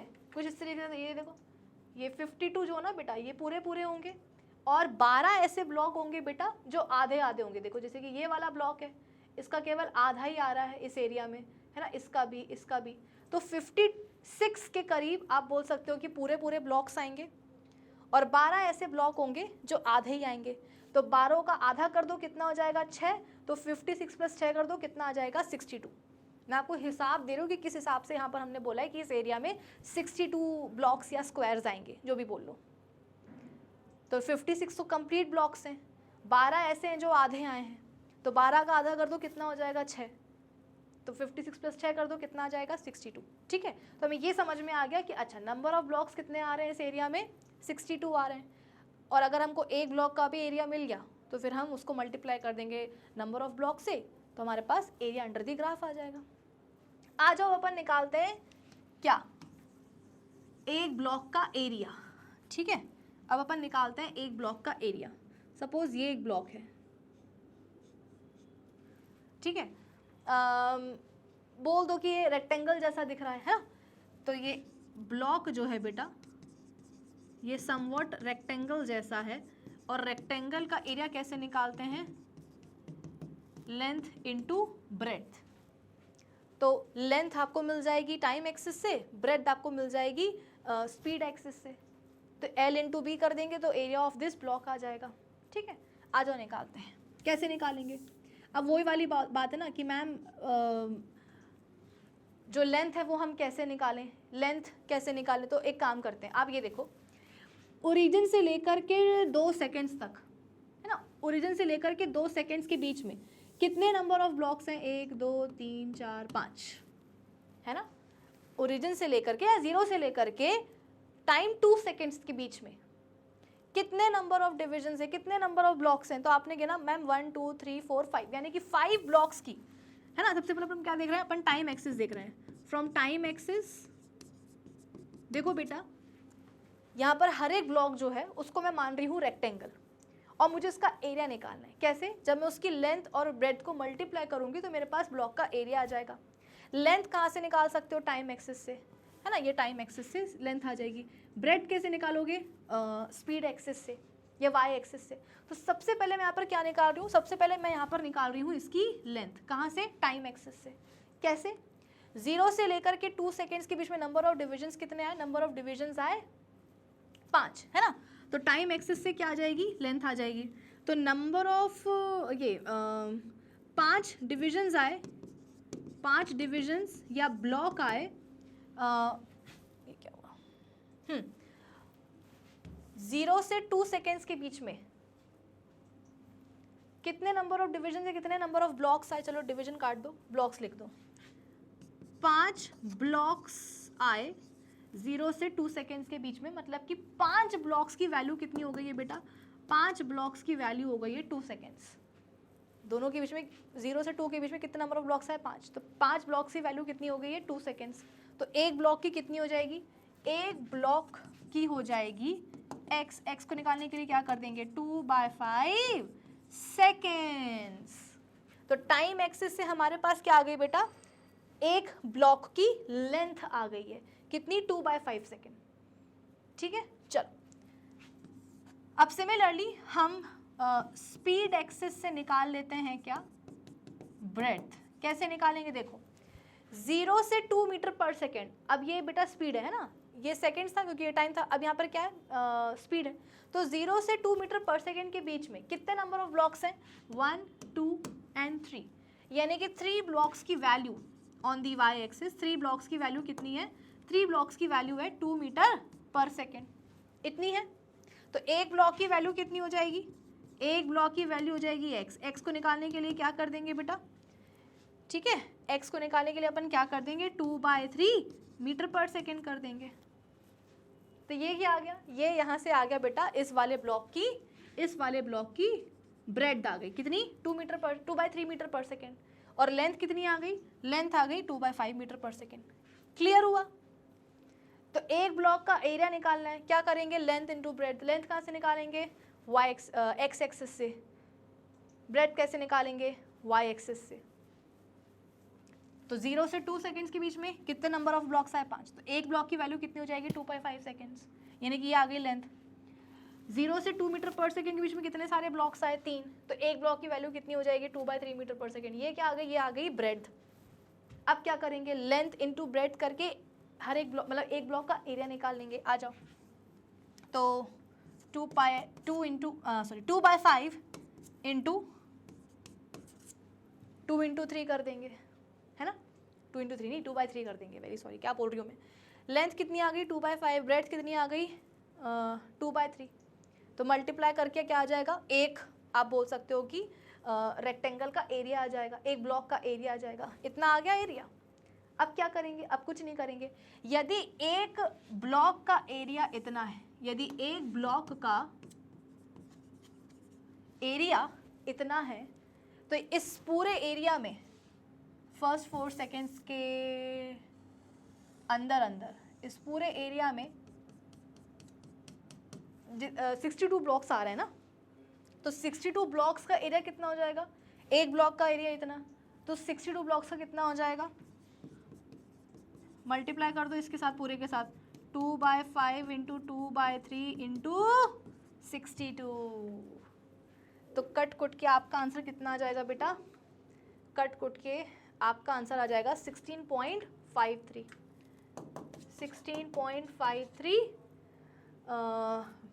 Kilometre metres. ये समझे? तो area under speed time graph हमें देता है डिस्टेंस। तो फर्स्ट 4 सेकेंड्स में कितना डिस्टेंस कवर किया है किसने? कार ने, वो हमने बता दिया। जितने नंबर ऑफ ब्लॉक्स आए थे ना, सारे ब्लॉक्स के एरिया को हमने उठा करके ऐड कर दिया, कितना आ गया 16.53 मीटर्स। कैसे आया? हर एक ब्लॉक का हमने एरिया निकाला। कैसे निकालेंगे? लेंथ इंटू ब्रेड्थ कर देंगे। लेंथ कहाँ से निकालेंगे? टाइम एक्सिस से। ब्रेड्थ कहाँ से निकालेंगे? स्पीड एक्सिस से। 0 से 2 के बीच में कितने डिविजन्स हैं? 5 या 5 ब्लॉक। तो एक ब्लॉक की वैल्यू कितनी हो जाएगी? 2/5 सेकेंड्स। यहाँ पर 0 से 2 मीटर पर सेकेंड के बीच में कितने ब्लॉक्स हैं? 3। तो एक ब्लॉक की वैल्यू कितनी हो जाएगी? 2/3। तो यहाँ से आगे लेंथ, यहाँ से आगे ब्रेड्थ, मल्टीप्लाई कर दे, ये आ गया एक ब्लॉक की वैल्यू। टोटल कितने नंबर ऑफ ब्लॉक्स हैं इस पूरे एरिया में? 62। तो इतने सारे ब्लॉक्स का एरिया कितना आ जाएगा? This multiplied by this, 16.53 metres. Okay, चलो। Shade the area on the graph that represents the distance travelled by the car during this period. वो तो अपन ने शेडिंग पहले कर ली थी, है ना, अभी भी यहाँ पे आपको दिख रहा होगा। Which part of the graph represents uniform motion of the car. Graph का कौन सा वाला पोर्शन है बेटा जो यूनिफॉर्म मोशन को रिप्रेजेंट कर रहा है? तो बेटा जब ये वाला जो है ना पोर्शन ग्राफ का, जब ग्राफ आप बोल सकते हो कि टाइम एक्सिस के पैरेलल हो गया है, ये वाला पोर्शन जो है ग्राफ का यूनिफॉर्म मोशन को रिप्रेजेंट कर रहा है, क्योंकि पैरेलल हो गया है ना ग्राफ टाइम एक्सिस के। मतलब कि स्पीड क्या हो गई है? समय तो आगे बढ़ रहा है, लेकिन समय के साथ साथ देखो स्पीड क्या हो गई है? कांस्टेंट हो गई है। ठीक है, चलो, ये बस उसी का पूरा बेटा सोल्यूशन है। ठीक है, चलो नेक्स्ट क्वेश्चन पर आ जाते हैं। State which are the following situations are possible and give example for each of these. ठीक है, an object with constant acceleration but with zero velocity, कि एक्सेलरेशन कैसा है? कांस्टेंट है, बट वेलोसिटी कैसी हो गई है? जीरो हो गई है। इस a body can have acceleration even when its velocity is zero. When a body is throne up at highest position, velocity वहाँ पर क्या होगी? जीरो हो जाएगी, बट एक्सेलरेशन तो होगा ना, जो एक्सेलरेशन ड्यू टू ग्रेविटी के बराबर होगा। तो हमें ऐसा लगता है कि अरे अगर तो ऑब्जेक्ट कैसा है, वेलोसिटी यदि उसकी ज़ीरो है, तो एक्सेलरेशन कैसे होगा? एक्सेलरेशन हो सकता है,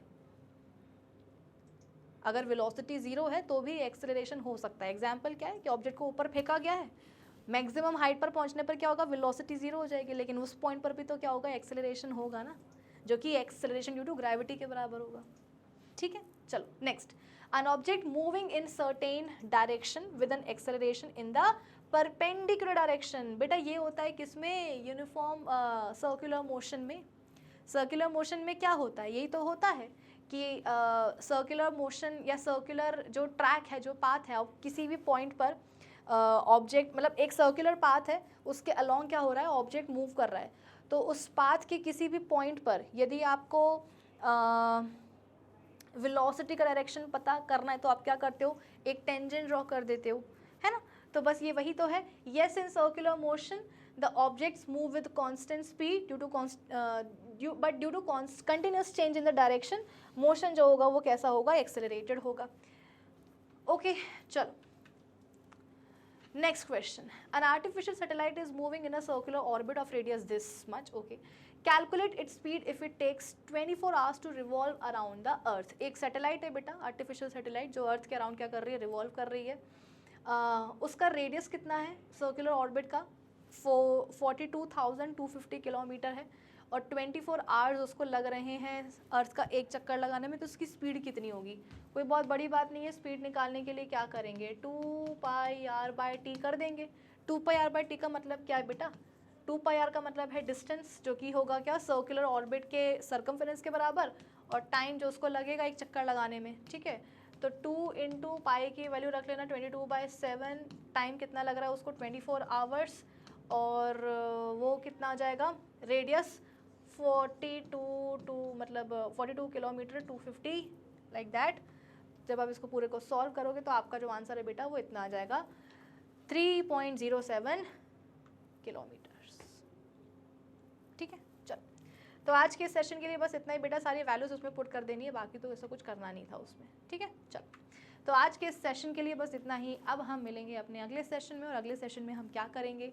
अगले सेशन में हम मोस्ट प्रोबेबली आपकी जो एग्जाम्पलर बुक है उसके क्वेश्चन सॉल्व करेंगे इस चैप्टर के। तो एनसीईआरटी तो अपनी कंप्लीट हो गई है, अब हम बात करेंगे एनसीईआरटी एग्जाम्पलर की अपने अगले सेशन से। तो मिलते हैं हम अपने अगले सेशन में, तब तक के लिए keep learning with definite success. Pathshala, bye bye, have a great day.